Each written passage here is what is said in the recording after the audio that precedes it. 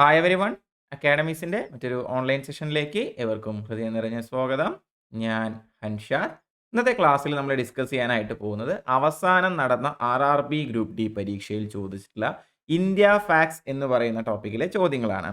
എന്താണ് ഈ India facts എന്നൊരു പക്ഷേ നിങ്ങൾ കുറച്ച് പേർക്കെങ്കിലും സംശയം ഉണ്ടാവും. ഞാൻ എപ്പോഴും പറയാറുള്ളൊരു കാര്യമാണ്, സ്റ്റാറ്റിക് GK എന്ന് പറയുന്ന ടോപ്പിക്ക് നമുക്ക് വളരെ ഇമ്പോർട്ടൻ്റ് ആണ്. ആ സ്റ്റാറ്റിക് GKയിലെ ഏറ്റവും ഇമ്പോർട്ടൻ്റ് ആയിട്ടുള്ള ടോപ്പിക് ഏതാണെന്ന് ചോദിച്ചാൽ അതിന് ഉത്തരമാണ് ഇതെന്ന് പറയുന്നത് ഇന്ത്യ ഫാക്ട്സ് എന്ന് പറയുന്നത്. ഈ ഇന്ത്യ ഫാക്ട്സ് എന്ന് പറയുമ്പോൾ ഇതിൽ ഓരോ സംസ്ഥാനത്തിനും പ്രത്യേകതയുള്ള കാര്യങ്ങളുണ്ട് അല്ലേ, ഒരു പ്രത്യേകമായ ചരിത്ര നിർമ്മിതികളുണ്ട് അല്ലേ, അവിടുത്തെ പ്രധാനപ്പെട്ട ആളുകളുണ്ട്, പല സ്ഥലങ്ങൾക്കും പല വിളിപ്പേരുകളുണ്ട്, പല സംസ്ഥാനങ്ങളും കൂടുതലായിട്ട് പ്രൊഡ്യൂസ് ചെയ്യുന്ന സാധനങ്ങളുണ്ട്, പല സംസ്ഥാനങ്ങളും പല നദീതീരങ്ങളിലാണ്, പലയിടത്തും പല ശവകുടീരങ്ങളുണ്ട്. അങ്ങനെ ഹിസ്റ്ററിയിൽ നിന്നും പൊളിറ്റിയിൽ നിന്നും ജോഗ്രഫിയിൽ നിന്നും എല്ലാം അങ്ങനെ ഒരു സബ്ജക്ട് ബൗണ്ട് അല്ലാതെ തന്നെ നമ്മുടെ ഇന്ത്യയെ പറ്റിയിട്ടുള്ള ബേസിക് ആയിട്ടുള്ള ഫാക്ട്സ്, ഓരോ സംസ്ഥാനങ്ങളെ പറ്റിയിട്ടുള്ള അവരുടെ ബേസിക് ആയിട്ടുള്ള കാര്യങ്ങളെയാണ് നമ്മൾ എന്തെന്ന് പറയുന്നത്, നമ്മൾ ഈ ഇന്ത്യ ഫാക്ട്സ് എന്ന് പറയുന്നത്. അതുകൊണ്ട് തന്നെ നമ്മുടെ എക്സാം പെർസ്പെക്റ്റീവിൽ ഏതൊരു RRB പരീക്ഷയ്ക്കും ഏതൊരു SSC പരീക്ഷയ്ക്കും ഈ ഇന്ത്യ ഫാക്ട്സ് എന്ന് പറയുന്ന ടോപ്പിക്കിൽ നിന്ന് നല്ലോണം എന്ത് ചെയ്യാറുണ്ട്, ചോദ്യങ്ങൾ ഉണ്ടാവാറുണ്ട്. ഇതിലെ പല ചോദ്യങ്ങളും നമ്മളൊരു പക്ഷേ ഹിസ്റ്ററിയിലും ജോഗ്രഫിയിലൊക്കെ ആയിട്ട് പഠിച്ചിട്ടുണ്ടാവും. എന്നിരിക്കൽ കൂടെ അതല്ലാത്ത ചോദ്യങ്ങളും, വളരെ ജനറൽ ആയിട്ടുള്ള അതല്ലാത്ത ചോദ്യങ്ങളും എന്ത് ചെയ്യാറുണ്ട്, ഈ ടോപ്പിക്കിൽ നിന്ന് വരാറുണ്ട്. സോ അങ്ങനെ അവസാനം നടന്ന ഗ്രൂപ്പ് ഡി പരീക്ഷയിൽ ചോദിച്ചിട്ടുള്ള കുറച്ച് ഇന്ത്യ ഫാക്ട്സ് ചോദ്യങ്ങളാണ് എന്ത് ചെയ്യാൻ പോകുന്നത്, ഈ ക്ലാസ്സിൽ നമ്മൾ ഡിസ്കസ് ചെയ്യാനായിട്ട് പോകുന്നത്. സോ അങ്ങനെ ഡിസ്കസ് ചെയ്യുമ്പോൾ വളരെ കൃത്യമായിട്ട് എന്താണ് ഇന്ത്യ ഫാക്ട്സ് എന്നും എന്തൊക്കെയാണ് ഇതിൽ നിന്ന് ചോദിക്കുക എന്നുള്ളതും എന്ത് ചെയ്യും, നിങ്ങൾക്ക് കൃത്യമായിട്ട് മനസ്സിലാവുകയും ചെയ്യും. ഈ ക്ലാസ് ഗ്രൂപ്പ് ഡിയുടെ PYQ ആണെങ്കിൽ കൂടെ ഇത് SSC RRB പരീക്ഷകൾക്ക് മാത്രമല്ല കേരള PSC പരീക്ഷകൾക്കും എന്ത് തന്നെയാണ്, ഒരുപോലെ ഉപകാരപ്രദമാണ്. കാരണം ഇതിനകത്ത് ചോദിക്കാറുള്ള കാര്യങ്ങൾ എല്ലായിടത്തും എന്ത് തന്നെയാണ്, ഒന്ന് തന്നെയാണ്. അപ്പോൾ നമുക്ക് ഐശ്വര്യമായിട്ട് എങ്ങോട്ട് പോവാം, നമ്മുടെ ചോദ്യങ്ങളിലേക്ക് പോകാലോ. ഇന്നാ പിടിച്ചു നമ്മുടെ ഒന്നാമത്തെ ചോദ്യം, who was the first minister of labour? ആരായിരുന്നു ഇന്ത്യയുടെ ആദ്യത്തെ തൊഴിൽ മന്ത്രി? നമുക്ക് എല്ലാവർക്കും അറിയുന്ന കാര്യമാണ്, 1947 ഓഗസ്റ്റ് 15 ഇന്ത്യൻ ഗവൺമെന്റ് രൂപീകരിക്കപ്പെടുന്നുണ്ട് അല്ലേ, അല്ലെങ്കിൽ ഇന്ത്യയുടെ ആദ്യത്തെ ക്യാബിനറ്റ് അല്ലെ, ഫസ്റ്റ് മിനിസ്ട്രി എന്ത് ചെയ്യുന്നുണ്ട്, രൂപീകരിക്കപ്പെടുന്നുണ്ട്. അതിലെ ഓരോ വകുപ്പും എടുത്ത ആളുകൾ എന്ന് പറയുന്നത് നമ്മളെ സംബന്ധിച്ചിടത്തോളം വളരെ വളരെ ഇമ്പോർട്ടൻ്റ് ആണ്. പ്രധാനമന്ത്രി ആരായിരുന്നു എന്ന് ചോദിച്ചു കഴിഞ്ഞാൽ നമുക്ക് എല്ലാവർക്കും അറിയാം, ആ വ്യക്തിയുടെ പേര് എന്താണ്, ജവഹർലാൽ നെഹ്റു എന്നാണ് അല്ലേ. ജവഹർലാൽ നെഹ്റുവാണ് എന്ത് ചെയ്തിട്ടുണ്ടായിരുന്നത്, നമ്മുടെ പ്രൈം മിനിസ്റ്റർ ആയിട്ടുണ്ടായിരുന്നത്.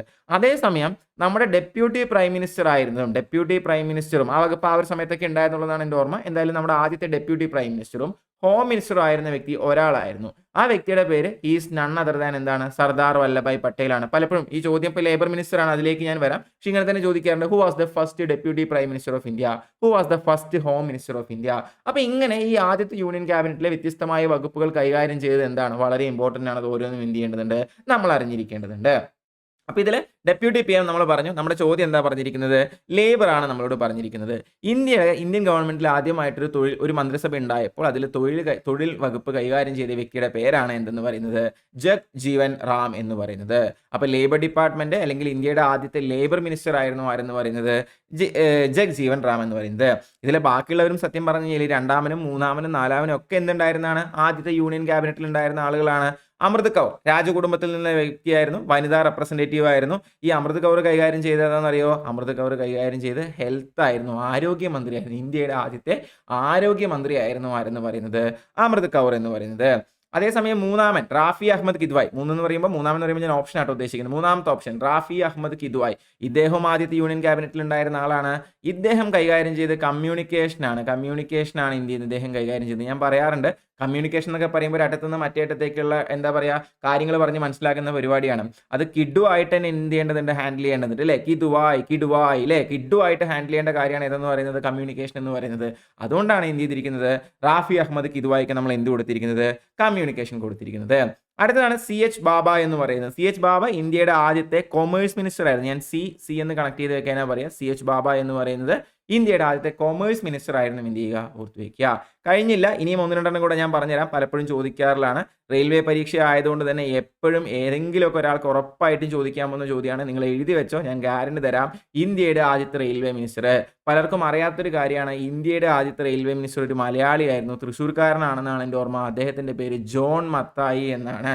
ഇന്ത്യയുടെ ആദ്യത്തെ റെയിൽവേ മിനിസ്റ്റർ. നമ്മുടെ ശക്തൻ സ്റ്റാൻഡിനടുത്ത് ഒരു ജോൺ മത്തായി കോളേജൊക്കെ ഉണ്ട്, അത് ഇദ്ദേഹത്തിൻ്റെ പേരിലുള്ള കോളേജാണ്. അപ്പോൾ ഇന്ത്യയുടെ ആദ്യത്തെ റെയിൽവേ മിനിസ്റ്റർ ആരായിരുന്നു, ജോൺ മത്തായി ആയിരുന്നു. അതേസമയം ഇന്ത്യയുടെ ഡിഫൻസ് മിനിസ്റ്റർ ആരായിരുന്നു, ഇന്ത്യയുടെ പ്രതിരോധം ആദ്യമായി കൈകാര്യം ചെയ്ത ആരായിരുന്നു, ഇന്ത്യയുടെ ഡിഫൻസ്, ഇന്ത്യയുടെ ആദ്യത്തെ പ്രതിരോധ മന്ത്രി എന്നൊക്കെ വെച്ച് കഴിഞ്ഞാൽ മൂപ്പർക്ക് നല്ല ബലം വേണമല്ലേ. സോ അതുകൊണ്ട് തന്നെ നല്ല ബലത്തിൽ അത് കൈകാര്യം ചെയ്ത വ്യക്തിയുടെ പേരെന്താണ്, ബൽദേവ് സിംഗ് എന്നായിരുന്നു ഇന്ത്യയുടെ ആദ്യത്തെ പ്രതിരോധ മന്ത്രിയുടെ പേരെന്ന് പറയുന്നത്. ഒറ്റ പറഞ്ഞിട്ട് ഞാൻ നിർത്താം. ക്യാബിനറ്റിൽ വേറെയും അംഗങ്ങളുണ്ട്. എന്നിരിക്കലും ഏറ്റവും പ്രധാനപ്പെട്ടതാണ് ഞാൻ നിങ്ങളിലേക്ക് എത്തുന്നത്. ഇന്ത്യയുടെ ആദ്യത്തെ വിദ്യാഭ്യാസ മന്ത്രി, ഇന്ത്യയുടെ ആദ്യത്തെ എഡ്യൂക്കേഷൻ മിനിസ്റ്ററുടെ പേരാണ് എന്തെന്ന് പറയുന്നത് മൗലാന അബുൽ കലാം ആസാദ്, അല്ലെങ്കിൽ അബ്ദുൽ കലാം ആസാദ്, രണ്ടും കാണാറുണ്ട്. മൗലാന അബ്ദുൽ കലാം ആസാദ് ആയിരുന്നു എന്തെന്ന് പറയുന്നത് ഇന്ത്യയുടെ ആദ്യത്തെ എഡ്യൂക്കേഷൻ മിനിസ്റ്റർ എന്ന് പറയുന്നത്. ഒരെണ്ണം കൂടെ പറഞ്ഞിട്ട് നിർത്താം, സോറി. ഇന്ത്യയുടെ ആദ്യത്തെ ഫിനാൻസ് മിനിസ്റ്റർ, ഇന്ത്യയുടെ ആദ്യത്തെ സാമ്പത്തികം കൈകാര്യം ചെയ്ത മന്ത്രിയുടെ പേര് RK ഷൺമുഖം ചെട്ടി എന്നാണ്. മക്കളെ, ഈ വകുപ്പ് ഇങ്ങനെ മാറും. ഓരോ വർഷം 2-3-4 വകുപ്പുകളെ ചോദിക്കാറുള്ളൂ. പക്ഷെ അതിൽ നിന്ന് ഉറപ്പായിട്ടും ഏതെങ്കിലും ഒരു വകുപ്പും ഏതെങ്കിലും ഒരു മന്ത്രിയും ഇതിൽ നിന്ന് എന്ത് ചെയ്യും, ചോദിക്കുക തന്നെ ചെയ്യും. ഞാൻ ഒന്നുകൂടെ റിവൈസ് ചെയ്ത് തരാം. വളരെ സിമ്പിളാണ്. ഇന്ത്യയുടെ ആദ്യത്തെ തൊഴിൽ മന്ത്രിയാണ് നമ്മളോട് ചോദിച്ചത്. ഇന്ത്യയുടെ ആദ്യത്തെ തൊഴിൽ മന്ത്രി ജഗ്ജീവൻ റാം ആണെന്ന് ഓർത്ത് വയ്ക്കുക. ആ പേരൊക്കെ നമ്മുടെ ബാബു നമ്പൂതിരി എന്നൊക്കെ പറയുന്ന പോലെ എവിടെയൊക്കെ ഒരു സിമിലാരിറ്റി നോക്കിക്കഴിഞ്ഞാൽ ജഗ്ജീവൻ റാം എന്ത് ചെയ്യാൻ പറ്റും, നിങ്ങൾക്ക് ഓർത്ത് വയ്ക്കാൻ പറ്റും. അതേസമയം ഇന്ത്യയുടെ ആദ്യത്തെ വനിതാ മന്ത്രി, അല്ലെങ്കിൽ ഇന്ത്യയുടെ ആദ്യത്തെ ആരോഗ്യ മന്ത്രിയാണ് ആരെന്ന് പറയുന്നത് അമൃത് കൗർ എന്ന് പറയുന്നത്. രാജകുടുംബത്തിലെ അംഗമായിരുന്നു, വനിതാ റെപ്രസെൻറ്റേറ്റീവ് കൂടിയായിരുന്നു.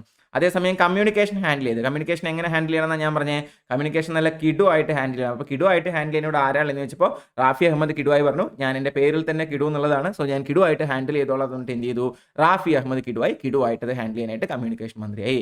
റെയിൽവേ മിനിസ്റ്റർ ജോൺ മത്തായി, എപ്പോഴും ചോദിക്കാറുള്ളതാണ്. റെയിൽവേ മിനിസ്റ്റർ ആരാണ്? ജോൺ മത്തായി ആണ്. ഇടയിൽ ഒരാൾ വിട്ടുപോയി. CH ബാബയാണ് എന്ത് ചെയ്തത്, കൊമേഴ്സ് കൈകാര്യം ചെയ്ത്.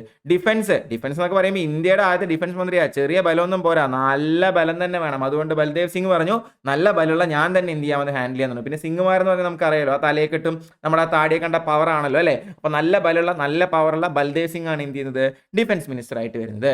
എഡ്യൂക്കേഷൻ മിനിസ്റ്റർ ആയിട്ട് വരുന്നത് മൗലാന അബ്ദുൽ കലാം ആസാദ് ആണ്. ഫിനാൻസ് മിനിസ്റ്റർ ആയിട്ട് വരുന്ന RK ഷൺമുഖം ചെട്ടിയാണ്. ഞാൻ തമാശയ്ക്ക് പറയാറുണ്ട്, ഇപ്പോൾ നമ്മുടെ നാട്ടിലൊക്കെ കുട്ടിക്കാലത്ത് ഇപ്പോഴും ഈ പലിശയ്ക്ക് കൊടുക്കുന്നത് അണ്ണന്മാരായിരിക്കും അല്ലേ, മലയാളികളെക്കാൾ കൂടുതൽ ഈ അണ്ണന്മാരെ കൊടുക്കുക അല്ലേ. ചെട്ടി എന്നൊക്കെ പറയുമ്പോൾ നമുക്കറിയാം ഒരു തമിഴ് ഗ്രൂപ്പാണ് അല്ലെ, തമിഴ് കാസ്റ്റ് ആണ്. അപ്പോൾ അത്തരത്തിൽ RK ഷൺമുഖം ചെട്ടി അണ്ണനായിരുന്നു. RK ഷൺമുഖം ചെട്ടിയാണ് എന്ത് ചെയ്ത് ഫിനാൻസ് ഹാൻഡിൽ ചെയ്തെന്ന് ഓർത്ത് വയ്ക്കുക. പിന്നെ ഡെപ്യൂട്ടി പ്രൈം മിനിസ്റ്റർ ആയിരുന്നു, ഹോം മിനിസ്റ്റർ ആയിരുന്നു. രണ്ടും രണ്ട് ചോദ്യമായിട്ട് തന്നെ ചോദിക്കാറുണ്ട്. Who was the first deputy prime minister of India, അല്ലെങ്കിൽ who was the first home minister of India എന്ന് ചോദിക്കാറുണ്ട്. അതിന്റെ പേര് ഇന്ത്യയുടെ ഉരുക്ക് മനുഷ്യൻ, ബിസ്മാർക്ക് ഓഫ് ഇന്ത്യ എന്നൊക്കെ അറിയപ്പെടുന്ന സർദാർ വല്ലഭായ് പട്ടേൽ ആണെന്ന് എന്ത് ചെയ്യുക, ഓർത്ത് വയ്ക്കുക. ഒറ്റ ചോദ്യം നമ്മൾ ഡിസ്കസ് ചെയ്തുള്ളൂ. ഏകദേശം 8 ചോദ്യം ഞാൻ ഒപ്പം ഞാൻ പറഞ്ഞു തന്നിട്ടുണ്ട്. ഓർത്ത് വയ്ക്കുക. ഉറപ്പായിട്ടും ഇതൊന്നും ചോദ്യം ഉണ്ടാവും. ആർക്കാണ് എങ്ങനെയാണെന്ന് എനിക്കറിയില്ല. പക്ഷെ ഇതിൽ നിന്ന് 1-2 ചോദ്യങ്ങൾ RRB ഗ്രൂപ്പ് ഡിയുടെ വരാൻ പോകുന്ന ഏതെങ്കിലും ഒരു ഷിഫ്റ്റിൽ 100% ഞാൻ എന്ത് തരാം, ഞാൻ ഗ്യാരണ്ടി തരാം. അപ്പോൾ സെറ്റല്ലേ? ഒരു ചോദ്യം കിട്ടിയില്ലേ, കൂടെ കുറേ ചോദ്യം കിട്ടിയില്ലേ? അടുത്തിലോട്ട് പോട്ടെ. എന്നാ പിടിച്ചോ അടുത്ത ചോദ്യം. നിങ്ങളീ കണ്ടുകൊണ്ടിരിക്കുന്ന ക്ലാസ്സിലെ ചോദ്യങ്ങളടക്കം അവസാനം നടന്ന 2 NTPC പരീക്ഷകളിലെയും 2 ഗ്രൂപ്പ് ഡി പരീക്ഷകളിലെയും എല്ലാ GK ചോദ്യങ്ങളും ഇൻക്ലൂഡ് ചെയ്തുകൊണ്ട് RRBക്ക് വേണ്ടി ഒരു ക്വസ്റ്റ്യൻ ബാങ്ക് അക്കാഡമിക്സ് ലോഞ്ച് ചെയ്തിട്ടുണ്ട്. GKയിൽ നിന്നും വരുന്ന physics, chemistry, biology, history, geography, polity, economics, static GK, computer എന്നിങ്ങനെയുള്ള എല്ലാ സബ്ജക്റ്റിലെയും ചോദ്യങ്ങൾ പിക്ക് ചെയ്ത് സബ്ജക്റ്റ് വൈസ് സോർട്ട് ചെയ്ത് നിങ്ങൾക്ക് പഠിക്കാൻ, കണ്ടാൽ തന്നെ പഠിക്കാൻ തോന്നുന്ന രീതിയിൽ ഏറ്റവും കളർഫുള്ളായി, ഏറ്റവും നന്നായി, നല്ലൊരു റിവിഷന് നിങ്ങളെ ഹെൽപ്പ് ചെയ്യുന്ന രീതിയിലാണ് നമ്മൾ ഈ PDF ഡിസൈൻ ചെയ്തിരിക്കുന്നത്. സോ നല്ലൊരു റിവിഷൻ വേണ്ടുന്ന ആൾക്കും ഒപ്പം തന്നെ എന്തൊക്കെയാണ് ചോദിച്ചിരിക്കുന്നത്, എങ്ങനെയൊക്കെയാണ് ചോദിച്ചിരിക്കുന്നതെന്ന് കൃത്യമായിട്ട് മനസ്സിലാവണം, അല്ലെങ്കിൽ അതിലൊരു ധാരണ ഉണ്ടാക്കണം ഉദ്ദേശിക്കുന്ന ആൾക്കും ഒരുപോലെ ഉപകാരപ്രദമാവുന്ന ഒരു PDF ആണിത്. ഈ PDFന്റെ പ്രൈസ് വരുന്നത് 99 രൂപയാണ്. ഇത് ഡൗൺലോഡ് ചെയ്യാനുള്ള ലിങ്ക് ഞാൻ താഴെ ഡിസ്ക്രിപ്ഷനിലും അതുപോലെ തന്നെ ഫസ്റ്റ് കമന്റിലും പിൻ ചെയ്ത് കൊടുത്തിട്ടുണ്ട്. സോ താല്പര്യമുള്ളവർക്ക് എന്ത് ചെയ്യാം, ഇത് ഡൗൺലോഡ് ചെയ്തെടുക്കാം. Thank you. In which state or union territory of India can we find the Indira Gandhi canal? ഇന്ത്യയിലെ ഏത് സംസ്ഥാനത്തിൽ അല്ലെങ്കിൽ ഏത് കേന്ദ്രഭരണ പ്രദേശത്തിലാണ് ഇന്ദിരാഗാന്ധി കനാൽ കാണാൻ കഴിയുക? ഈ ചോദ്യം സാധാരണ വരാറുള്ളത് which is the longest canal of India എന്നാണ്. അതായത് ഇന്ത്യയിലെ ഏറ്റവും നീളം കൂടിയ കനാലാണ് ഏതെന്ന് പറയുന്നത് ഈ പറയുന്ന ഇന്ദിരാഗാന്ധി കനാൽ എന്ന് പറയുന്നത്. ഞാനിവിടെ മാപ്പ് കൊടുത്തിട്ടുണ്ട്, അതുകൊണ്ട് തന്നെ ആൻസർ ഒബ്വിയസ് ആണ്. എവിടെയാണ് ഉണ്ടാവുക? ഇന്ദിരാഗാന്ധി കനാൽ എന്ന് പറയുന്ന ഇന്ത്യയിലെ ഏറ്റവും നീളം കൂടിയ കനാൽ കിടക്കുന്നത് എവിടെയാണുള്ളത്? രാജസ്ഥാനിലാണുള്ളത്. ഇനി ഈ ഇന്ദിരാഗാന്ധി എന്ന പേരിൽ ഒരുപാട് സംഭവങ്ങൾ നമുക്കുണ്ട് അല്ലേ. ഇപ്പോൾ for example Indira Gandhi international airport എവിടെയാണ് എന്ത് ചെയ്യാറുണ്ട്, ചോദിക്കാറുണ്ട്.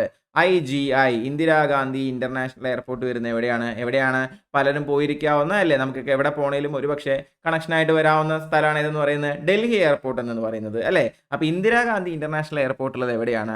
ഡൽഹി ഇന്റർനാഷണൽ എയർപോർട്ടാണ് ഏത് പേരിൽ അറിയപ്പെടുന്നത്? ഇന്ദിരാഗാന്ധി ഇന്റർനാഷണൽ എയർപോർട്ട് എന്ന പേരിൽ അറിയപ്പെടുന്നത്. അതേപോലെ നമ്മുടെ ഇന്ത്യയുടെ ഏറ്റവും നോർത്തേൺ മോസ്റ്റ് പോയിന്റ് അറിയപ്പെടുന്നത് ഇന്ദിരാ കോൾ എന്നാണ്. ഇന്ത്യയുടെ നോർത്തേൺ മോസ്റ്റ് പോയിന്റ് എന്ന് പറയുമ്പോൾ എവിടെയായിരിക്കണം? ലഡാക്കിലായിരിക്കണം.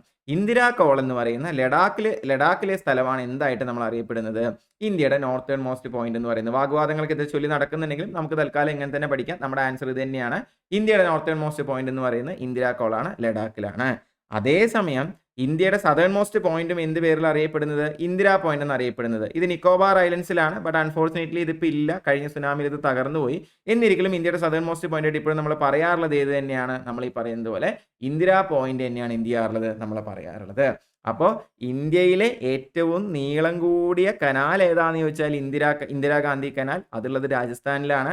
പിന്നെ നമ്മൾ പഠിച്ചത് അടുത്ത ഇന്ദിരാഗാന്ധി ഇന്റർനാഷണൽ എയർപോർട്ട് ഡൽഹിയിലാണ്. ഇന്ദിരാകോൾ ലഡാക്കിലാണ്. ഇന്ത്യയുടെ നോർത്തേൺ മോസ്റ്റ് പോയിന്റ് ആണ്. ഇന്ത്യയുടെ സദേൺ മോസ്റ്റ് പോയിന്റ് എവിടെയാണെന്ന് ഞാൻ പറഞ്ഞത്? നിക്കോബാറിലാണ് ഞാൻ പറഞ്ഞു അല്ലേ? നിക്കോബാറിലാണ്. അതിന്റെ പേരെന്താണ്?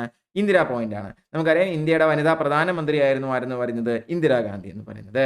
ശരിയല്ലേ? അടുത്തിലോട്ട് പോട്ടെ. അടുത്ത ചോദ്യം, which of the following rivers is called Dakshin Ganga? Dakshin Ganga എന്ന പേരിൽ അറിയപ്പെടുന്ന നദി ഏതാണ് എന്നാണ് ചോദിച്ചിരിക്കുന്നത്. ദക്ഷിൺ ഗംഗ എന്ന പേരിൽ അറിയപ്പെടുന്ന നദി ഏതാണ്? ദക്ഷിൺ ഗംഗ എന്ന പേരിൽ അറിയപ്പെടുന്ന നദി ഗോദാവരിയാണ്. ചിലരെങ്കിലും PSC പഠിച്ചു വന്നവരുണ്ടെങ്കിൽ തെറ്റാണ്, ഇയാൾ എന്താ ഈ തെറ്റ് പഠിപ്പിക്കുന്നത് നിങ്ങൾ പറയുന്നുണ്ടാവും. പക്ഷെ എനിക്ക് പറയാനുള്ളത് മക്കളെ, ഈ ചോദ്യത്തിന് സത്യം പറഞ്ഞാൽ SSCക്കും RRBക്കും PSCക്കും എന്തുണ്ട്? 2 ആൻസറുകളുണ്ട്. SSCയും RRBയും പറയുന്നത് ഇപ്പോൾ ഗ്രൂപ്പ് ഡിക്ക് ചോദിച്ച ചോദ്യമാണെന്ന് ഞാൻ പറഞ്ഞില്ലേ, അതിന്റെ ഒഫീഷ്യൽ കീഴിലുണ്ടായിരുന്ന ഏതാണ്? ഗോദാവരിയാണ്. SSC അല്ലെങ്കിൽ RRB ആണ് ചോദിക്കുന്നതെങ്കിൽ നിങ്ങൾ ആൻസർ ആയിട്ട് പറയേണ്ടത് ദക്ഷിണ ഗംഗ ഏതാണെന്ന് ചോദിച്ചാൽ ഏത് പറയണം? ഗോദാവരി എന്ന് പറയണം. അതേസമയം PSC പരീക്ഷയിലാണ് ഈ ചോദ്യം വന്നതെങ്കിൽ PSC പരീക്ഷയിൽ നിങ്ങൾ മാർക്ക് ചെയ്യേണ്ടത് ഏതാണ്?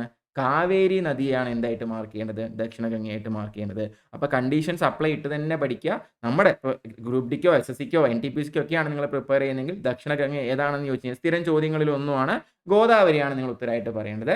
അതേസമയം PSCക്കാണ് നിങ്ങൾ പ്രിപ്പയർ ചെയ്യുന്നത്, PSC ചോദ്യ പേപ്പറിലാണ് നിങ്ങളിത് കാണുന്നതെങ്കിൽ ദക്ഷിണ ഗംഗ എന്ന് പറയേണ്ടത് ഏതാണ്? കാവേരിയാണെന്നും കൂടി എന്ത് ചെയ്യുക? ഓർത്ത് വയ്ക്കുക.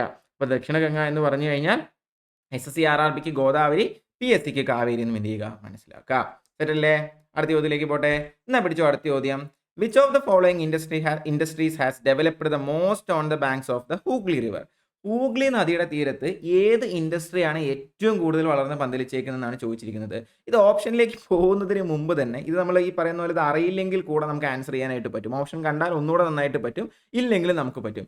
എങ്ങനെയാണെന്ന് ചോദിച്ചു കഴിഞ്ഞാൽ നിങ്ങൾക്ക് അറിയേണ്ടത് മറ്റൊരു ഫാക്റ്റ് ഉണ്ട്. അത് എപ്പോഴും ചോദിക്കാറുള്ള തന്നെയാണ്. ഹൂഗ്ലി നദിയുടെ തീരത്തുള്ള സിറ്റിയാണ് ഏതെന്ന് പറയുന്നത്? നമ്മുടെ കൊൽക്കത്ത നഗരം എന്ന് പറയുന്നത് അല്ലേ? പലപ്പോഴും തിരിച്ചും മറിച്ചും ചോദിക്കാറുണ്ട്.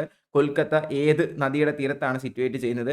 ഹൂഗ്ലി നദിയുടെ തീരത്ത് സിറ്റുവേറ്റ് ചെയ്യുന്ന സിറ്റി ഏതാണ് എന്നൊക്കെ തിരിച്ചും മറിച്ചും ചോദിക്കാറുണ്ട്. അപ്പോൾ ഹൂഗ്ലി നദിയുടെ തീരത്തുള്ള സിറ്റി ഏതാണ്? കൊൽക്കത്തയാണ്.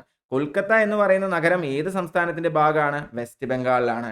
ഈ വെസ്റ്റ് ബംഗാൾ കാലങ്ങളായിട്ട് ഏറ്റവും കൂടുതൽ പ്രൊഡ്യൂസ് ചെയ്യുന്ന സാധനമാണ് ഏതെന്ന് പറയുന്നത്? ജൂട്ട് എന്ന് പറയുന്നത് അല്ലെ? ഇന്ത്യൻ പ്രൊഡക്ഷന്റെ ഏകദേശം 70% എല്ലാ കാലത്തും കയ്യാളി വെച്ചിരിക്കുന്ന സംഭവമാണ് ഇതെന്ന് പറയുന്നത് വെസ്റ്റ് ബംഗാൾ എന്ന് പറയുന്നത്. അങ്ങനെയാണെങ്കിൽ ഹൂഗ്ലി നദിയുടെ തീരത്ത് ഏറ്റവും കൂടുതൽ വരേണ്ടത് ഏതായിരിക്കണം? ഈ പറയുന്ന ജൂട്ട് ഇൻഡസ്ട്രി ആയിരിക്കണ്ടേ? പലപ്പോഴും ഡയറക്റ്റ് ആയിട്ടും ചോദിക്കാറുണ്ട്. Who is the highest producer of jute in India? ഇന്ത്യയിൽ ഏറ്റവും കൂടുതൽ ജൂട്ട് പ്രൊഡ്യൂസ് ചെയ്യുന്നത് ആരാണ്? ഇന്ത്യയിൽ ഏറ്റവും കൂടുതൽ ജൂട്ട് പ്രൊഡ്യൂസ് ചെയ്യുന്നത് വെസ്റ്റ് ബംഗാളാണ്. ഒപ്പം നിങ്ങൾ ഓർക്കേണ്ടുന്ന 1-2 പോയിന്റിലൂടെ ഞാൻ പറഞ്ഞു. ഹൂഗ്ലി നദിയുടെ തീരത്താണ് ആര് വരുന്നത്? കൊൽക്കത്ത വരുന്നത് അല്ലേ? വെസ്റ്റ് ബംഗാളിന്റെ ക്യാപിറ്റലാണ് ഇതെന്ന് പറയുന്നത് കൊൽക്കത്ത എന്ന് പറയുന്നത്. പക്ഷെ വെസ്റ്റ് ബംഗാളിന്റെ മാത്രം ക്യാപിറ്റലാണോ കൊൽക്കത്ത? അല്ല. നമുക്കും കുറെ കാലം എന്തായിരുന്നിട്ടുണ്ട്? നമ്മുടെ മൊത്തം ഇന്ത്യയുടെ ക്യാപിറ്റൽ കൂടിയായിരുന്നു ഏതെന്ന് പറയുന്നത്? കൊൽക്കത്ത എന്ന് പറയുന്നത്. അത് പലപ്പോഴും വർഷം ചോദിക്കാറുണ്ട്. ഏത് വർഷം വരെയായിരുന്നു ഇന്ത്യയുടെ തലസ്ഥാനമായിട്ട് കൊൽക്കത്ത ഉണ്ടായിരുന്നത് എന്നുള്ളത്? 1911 വരെ. കഴിഞ്ഞ NTPCക്ക് വരെ ഉണ്ടായിരുന്ന ചോദ്യമാണ്. 1911 വരെ ഇന്ത്യയുടെ തലസ്ഥാനമായിരുന്നു കൊൽക്കത്ത എന്ന് പറയുന്നത്. പല രീതിയിൽ ചോദിക്കാം. 1911 വരെ ഇന്ത്യയുടെ തലസ്ഥാന നഗരം ഏതായിരുന്നു? Kolkata use to be India's capital until dash എന്നൊക്കെ എന്ത് ചെയ്തിട്ടുണ്ട്? ചോദിച്ചിട്ടുണ്ട്. 1911 വരെയാണ് ഇന്ത്യയുടെ തലസ്ഥാനമായിട്ട് ഏത് നഗരം ഉണ്ടായിരുന്നത്? കൊൽക്കത്ത ഉണ്ടായിരുന്നത്. കൊൽക്കത്തയുടെ ഒരു വളരെ വേണ്ടപ്പെട്ട വിളിപ്പേരാണ് സിറ്റി ഓഫ് ജോയ്, സന്തോഷത്തിന്റെ നഗരം എന്ന് നമ്മൾ സ്നേഹത്തോടെ വിളിക്കുന്നത് ആരെയാണ്? കൊൽക്കത്ത നഗരത്തെയാണ് നമ്മൾ വിളിക്കുന്നത്. അതുപോലെ തന്നെ ഇന്ത്യൻ സ്റ്റാറ്റിസ്റ്റിക്കൽ ഇൻസ്റ്റിറ്റ്യൂട്ട് സിറ്റുവേറ്റ് കൊൽക്കത്തയിൽ ഒരുപാട് സാധനങ്ങളുണ്ട് കേട്ടോ. ഞാൻ ഏറ്റവും ഇമ്പോർട്ടൻ്റ് ആയിട്ടുള്ളത് പറയുന്നു എന്നുള്ളതേ ഉള്ളൂ. അല്ലെങ്കിൽ സ്ഥിരം ചോദിക്കുന്ന ക്ലീശ ചോദ്യങ്ങൾ മാറ്റി കുറച്ചും കൂടെ ഒരു എന്താ പറയുക ഒരു എക്സ്ട്രാ പോയിന്റ്സ് എന്നുള്ള രീതിയിൽ സ്ഥിരം കാണാത്ത മറ്റേ ആരും സഞ്ചരിക്കാത്ത വഴികളിലൂടെയുള്ള പോയിന്റ്സ് ഞാൻ പെറുക്കി പറയുന്നു എന്നുള്ളതേ ഉള്ളൂ. സോ അങ്ങനെ എടുക്കുക. ഇന്ത്യൻ സ്റ്റാറ്റിസ്റ്റിക്കൽ ഇൻസ്റ്റിറ്റ്യൂട്ട് എവിടെയാണ് സിറ്റുവേറ്റ് ചെയ്യുന്നത് ചോദിക്കാറുണ്ട്? കൊൽക്കത്തയിലാണ്. പലപ്പോഴും സീജനിലൊക്കെ പലപ്പോഴും വന്നിട്ടുള്ള ചോദ്യമാണ് ഇന്ത്യൻ സ്റ്റാറ്റിസ്റ്റിക്കൽ ഇൻസ്റ്റിറ്റ്യൂട്ടിന്റെ ഫൗണ്ടർ ആരാണെന്നുള്ളത്. ആരാണ് ഇന്ത്യൻ സ്റ്റാറ്റിസ്റ്റിക്കൽ ഇൻസ്റ്റിറ്റ്യൂട്ടിന്റെ ഫൗണ്ടർ? PC മഹാലനോബിസ് ആണ് എന്തെന്ന് പറയുന്നത് ഇന്ത്യൻ സ്റ്റാറ്റിസ്റ്റിക്കൽ ഇൻസ്റ്റിറ്റ്യൂട്ടിന്റെ ഫൗണ്ടർ എന്ന് പറയുന്നത്. അതുപോലെ തന്നെ ബൊട്ടാനിക്കൽ സർവേ ഓഫ് ഇന്ത്യയുടെയും സുവോളജിക്കൽ സർവേ ഓഫ് ഇന്ത്യയുടെയും രണ്ടും രണ്ടാണ്. ബൊട്ടാനിക്കൽ അല്ലെങ്കിൽ സുവോളജിക്കൽ സർവേ ഓഫ് ഇന്ത്യയുടെ ഹെഡ് ക്വാർട്ടേഴ്സ് വരുന്നതും എവിടെ തന്നെയാണ്? കൊൽക്കത്തയിലാണ്. നമുക്കറിയാം ഈ പറയുന്ന പോലെ ഒരുപാട് വിശേഷങ്ങളുണ്ട്. ആദ്യത്തെ മെഡിക്കൽ കോളേജ്, ഇന്ത്യയിലെ ഏറ്റവും വലിയ ലൈബ്രറി, അങ്ങനെ ഒരുപാട് കാര്യങ്ങളുള്ള സ്ഥലമാണ്. ക്യാപിറ്റൽ ആയിരുന്നല്ലോ, അതുകൊണ്ട് തന്നെ ഒരുപാട് കാര്യങ്ങൾ ആദ്യം കിട്ടിയിട്ടുള്ളത് ആർക്കാണ്? കൊൽക്കത്തയ്ക്കാണ്. അതിലോട്ടൊന്നും ഞാൻ ഇപ്പോൾ തൽക്കാലം പോകുന്നില്ല, നിങ്ങളത് നോക്കുക, വളരെ ഇമ്പോർട്ടൻ്റ് ആണ്. ഇപ്പം ഞാൻ പറഞ്ഞ കാര്യം ഹൂഗ്ലി നദിയുടെ തീരത്ത് ഏറ്റവും കൂടുതൽ ഉള്ള ഇൻഡസ്ട്രി ജൂട്ടാണ്. അങ്ങനെയാണെങ്കിൽ ബിക്കോസ് ഹൂഗ്ലി നദിയുടെ തീരത്താണ് കൊൽക്കത്ത ഉള്ളത്. കൊൽക്കത്ത ഉള്ളത് വെസ്റ്റ് ബംഗാളിലാണ്. വെസ്റ്റ് ബംഗാളിൽ ഏറ്റവും കൂടുതൽ പ്രൊഡ്യൂസ് ചെയ്യുന്ന സാധനമാണ്, അല്ലെങ്കിൽ ജൂട്ട് ഏറ്റവും കൂടുതൽ പ്രൊഡ്യൂസ് ചെയ്യുന്ന സംസ്ഥാനമാണ് വെസ്റ്റ് ബംഗാൾ എന്ന് പറയുന്നത്. ഈ കൊൽക്കത്ത 1911 വരെ ഇന്ത്യയുടെ തലസ്ഥാനമായിരുന്നു. കൊൽക്കത്തയുടെ വിളിപ്പേര് സിറ്റി ഓഫ് ജോയ് എന്നാണ്. ഇന്ത്യൻ സ്റ്റാറ്റിസ്റ്റിക്കൽ ഇൻസ്റ്റിറ്റ്യൂട്ട് സിറ്റുവേറ്റ് ചെയ്യുന്നത് കൊൽക്കത്തയിലാണ്. അതിന്റെ ഫൗണ്ടറുടെ പേര് അങ്ങനെ തന്നെ ചോദിക്കാറുണ്ട് കേട്ടോ. Who founded Indian statistical institute എന്നൊക്കെ ചോദിക്കാറുണ്ട്. PC മഹാലനോബിസ് ആണ്. ബൊട്ടാനിക്കൽ അല്ലെങ്കിൽ സുവോളജിക്കൽ സർവേ ഓഫ് ഇന്ത്യയുടെ ഹെഡ് ക്വാർട്ടേഴ്സ് വരുന്നത് ഇവിടെ തന്നെയാണ്, കൊൽക്കത്തയിലാണ് എന്ന് കൃത്യമായിട്ട് എന്ത് ചെയ്യുക, ഓർത്ത് വയ്ക്കാം. തെറ്റല്ലേ? സംശയമില്ലല്ലോ. അടുത്തിലോട്ട് പോട്ടെ. അടുത്ത ചോദ്യം match the cities in column A with reverse in column B. ഈ പറയുന്ന പോലെ നദീതീരങ്ങളും ആ നദീതീരത്തുള്ള സംസ്ഥാനങ്ങളും എന്താണ്, സംസ്ഥാനങ്ങളല്ല നഗരങ്ങളും എന്താണ്, നമുക്ക് വളരെ ഇമ്പോർട്ടൻ്റ് ആണ്. ഇവിടെ ഇതേ ഓപ്ഷൻ തന്നിരിക്കുക. നമ്മളോട് ഈ സൈഡ് സിറ്റി ഉണ്ട് അല്ലേ, അഹമ്മദാബാദ്, കൊൽക്കത്ത, ഗുവാഹട്ടി, നാസിക്. ഈ സൈഡ് ഗോദാവരി, ബ്രഹ്മപുത്ര, സബർമതി, ഹൂഗ്ലി. നല്ല ചോദ്യമാണ്. ഇനിയും ഇതുപോലത്തെ ചോദിക്കാൻ സാധ്യതയുള്ള ചോദ്യങ്ങളുണ്ട്. ഇതിലിപ്പോൾ നമ്മൾ നോക്കുമ്പോൾ തൊട്ടുമുമ്പത്തെ ചോദ്യത്തിൽ നമ്മൾ പറഞ്ഞൊരു കാര്യമാണ്, കൊൽക്കത്ത എന്ന് പറയുന്നത് ഏതിൻ്റെ തീരത്താണ്? ഹൂഗ്ലി നദിയുടെ തീരത്താണ്. സോ ദാറ്റ് മീൻസ് നമുക്ക് എന്ത് വരണം? B4 വരണം അല്ലേ. എനിക്ക് ബാക്കി അറിയില്ല എന്നല്ല, ബട്ട് എന്നാലും എനിക്ക് ഏറ്റവും ഉറപ്പുള്ളൊരു കാര്യമാണ് കൊൽക്കത്ത ഹൂഗ്ലിയുടെ തീരത്താണെന്നുള്ളത്. പിന്നെ അറിയാം അഹമ്മദാബാദ്, സബർമതി എന്നുള്ളത്, കാരണം ഗാന്ധിജിയുടെ ആശ്രമൊക്കെയാണ്. പക്ഷെ ഞാൻ പറഞ്ഞാൽ അവിടേക്ക് ഒന്നും പോകേണ്ട കാര്യം ഉണ്ടാവില്ല. നോക്കി ഓപ്ഷൻ നോക്കിയേ, Kolkata, Hooghly, that means B4 വരണം. B4 വരുന്ന എത്ര ഓപ്ഷൻ ഉണ്ട്? ഒരൊറ്റ ഓപ്ഷൻ. അങ്ങനെയാണെങ്കിൽ 1 അല്ല, 3 അല്ല, 4 അല്ല, ബാക്കി നമ്മൾ നോക്കുകയേ വേണ്ട. B4 വരുന്ന ഒരൊറ്റ ഓപ്ഷനേ ഉള്ളൂ അല്ലേ. പക്ഷെ എക്സാമിന് നമ്മൾ ആവശ്യമുള്ളതുകൊണ്ട് ബാക്കിയും കൂടെ നമുക്ക് നോക്കാം. A3 ആണ്. ദാറ്റ് മീൻസ് അഹമ്മദാബാദ് സിറ്റുവേറ്റ് ചെയ്യുന്ന എവിടെയാണ്? സബർമതി നദിയുടെ തീരത്താണ് അല്ലേ. കൊൽക്കത്ത ഓൾറെഡി നമ്മൾ പറഞ്ഞു ഹൂഗ്ലി നദിയുടെ തീരത്താണ്. ഗുവാഹത്തി എവിടെയാണുള്ളത്? ഗുവാഹത്തി ഉള്ളത് ബ്രഹ്മപുത്ര നദിയുടെ തീരത്താണ്. നാസിക് എവിടെയുള്ളത്? ഗോദാവരിയുടെ തീരത്താണെന്നും ഓർത്തു വയ്ക്കുക. ഇതിനി ഇങ്ങനെ വേണമെങ്കിൽ ഡയറക്റ്റ് ആയിട്ട് ചോദിക്കാം. തൊട്ട് മുമ്പ് ചോദിച്ചതുപോലെ ഞാൻ പറഞ്ഞില്ലേ, ഹൂഗ്ലി നദിയുടെ തീരത്ത് സിറ്റുവേറ്റ് ചെയ്യുന്ന ഏതാണ്? സബർമതി നദിയുടെ തീരത്ത് സിറ്റുവേറ്റ് ചെയ്യുന്ന ഏതാണ്?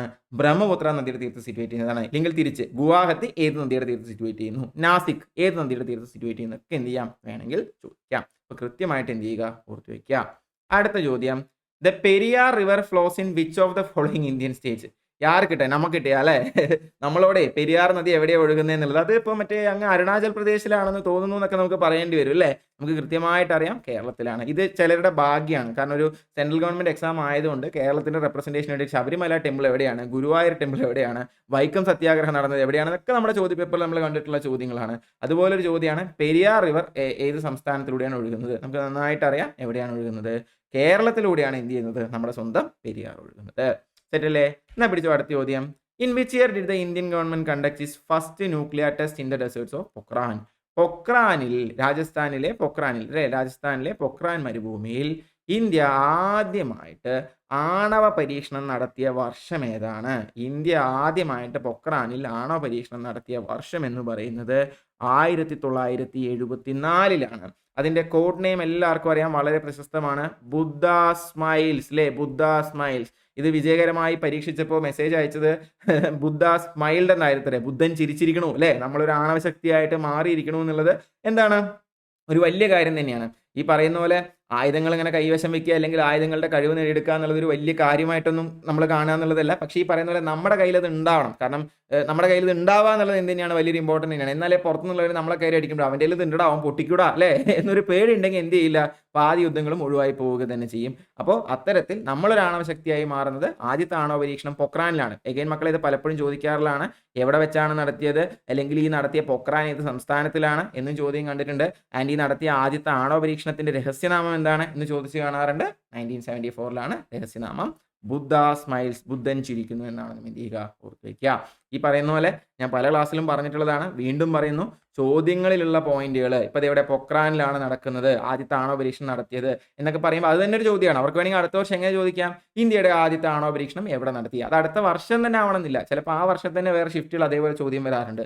അതാണ് ഒരു ട്രെൻഡ് എന്ന് പറയുന്നത്. അതുകൊണ്ട് ഈ ചോദ്യങ്ങളിലെ പോയിന്റുകൾ നിങ്ങൾ എക്സ്ട്രാ കെയർ കൊടുത്ത് തന്നെ നോക്കണം. ഞാൻ പറയുന്ന ഉത്തരത്തിൽ മാത്രമല്ല ഫോക്കസ് ചെയ്യേണ്ടത്, അതുമായി ബന്ധപ്പെട്ട് ഞാൻ പറയുന്ന വസ്തുതകളിലും അതുമായി ബന്ധപ്പെട്ട് ഞാൻ ആ ചോദ്യവുമായിട്ട് റിലേറ്റ് ചെയ്ത് പറയുന്ന എന്ത് ചെയ്യേണ്ടതുണ്ട്, നിങ്ങൾ കറക്റ്റായിട്ട് കേൾക്കേണ്ടതുണ്ട്. സെറ്റല്ലേ? അടുത്തിലോട്ട് പോട്ടെ. എന്നാ പിടിച്ചോ അടുത്ത ചോദ്യം.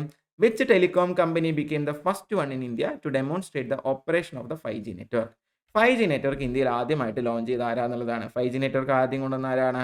എയർടെൽ ആണ് എന്ത് ചെയ്തിരിക്കുന്നത്, ഇന്ത്യയിൽ ആദ്യമായിട്ട് 5G നെറ്റ്വർക്ക് എന്ത് ചെയ്തിരിക്കുന്നത്, കൊണ്ടുവന്നിരിക്കുന്നത്. ഇന്ത്യയിൽ ആദ്യമായിട്ട് 5G കൊണ്ടുവന്നത് എയർടെലാണ്. ജിയോ അത് വ്യാപകമാക്കി, എന്നിരിക്കലും കൊണ്ടുവന്നത് ആരാണ്, എയർടെലാണെന്ന് ഓർത്തുവയ്ക്കുക.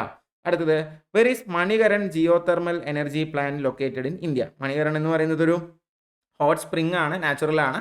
അത് ഈ ജിയോ തെർമൽ പ്ലാന്റ് ഇന്ത്യയിൽ എവിടെയാണ് സിറ്റുവേറ്റ് ചെയ്തിരിക്കുന്നത് ചോദിച്ചിരിക്കുന്നത്. പലപ്പോഴും ആവർത്തിച്ച് കാണാറുള്ള ഒരു ചോദ്യമാണ്.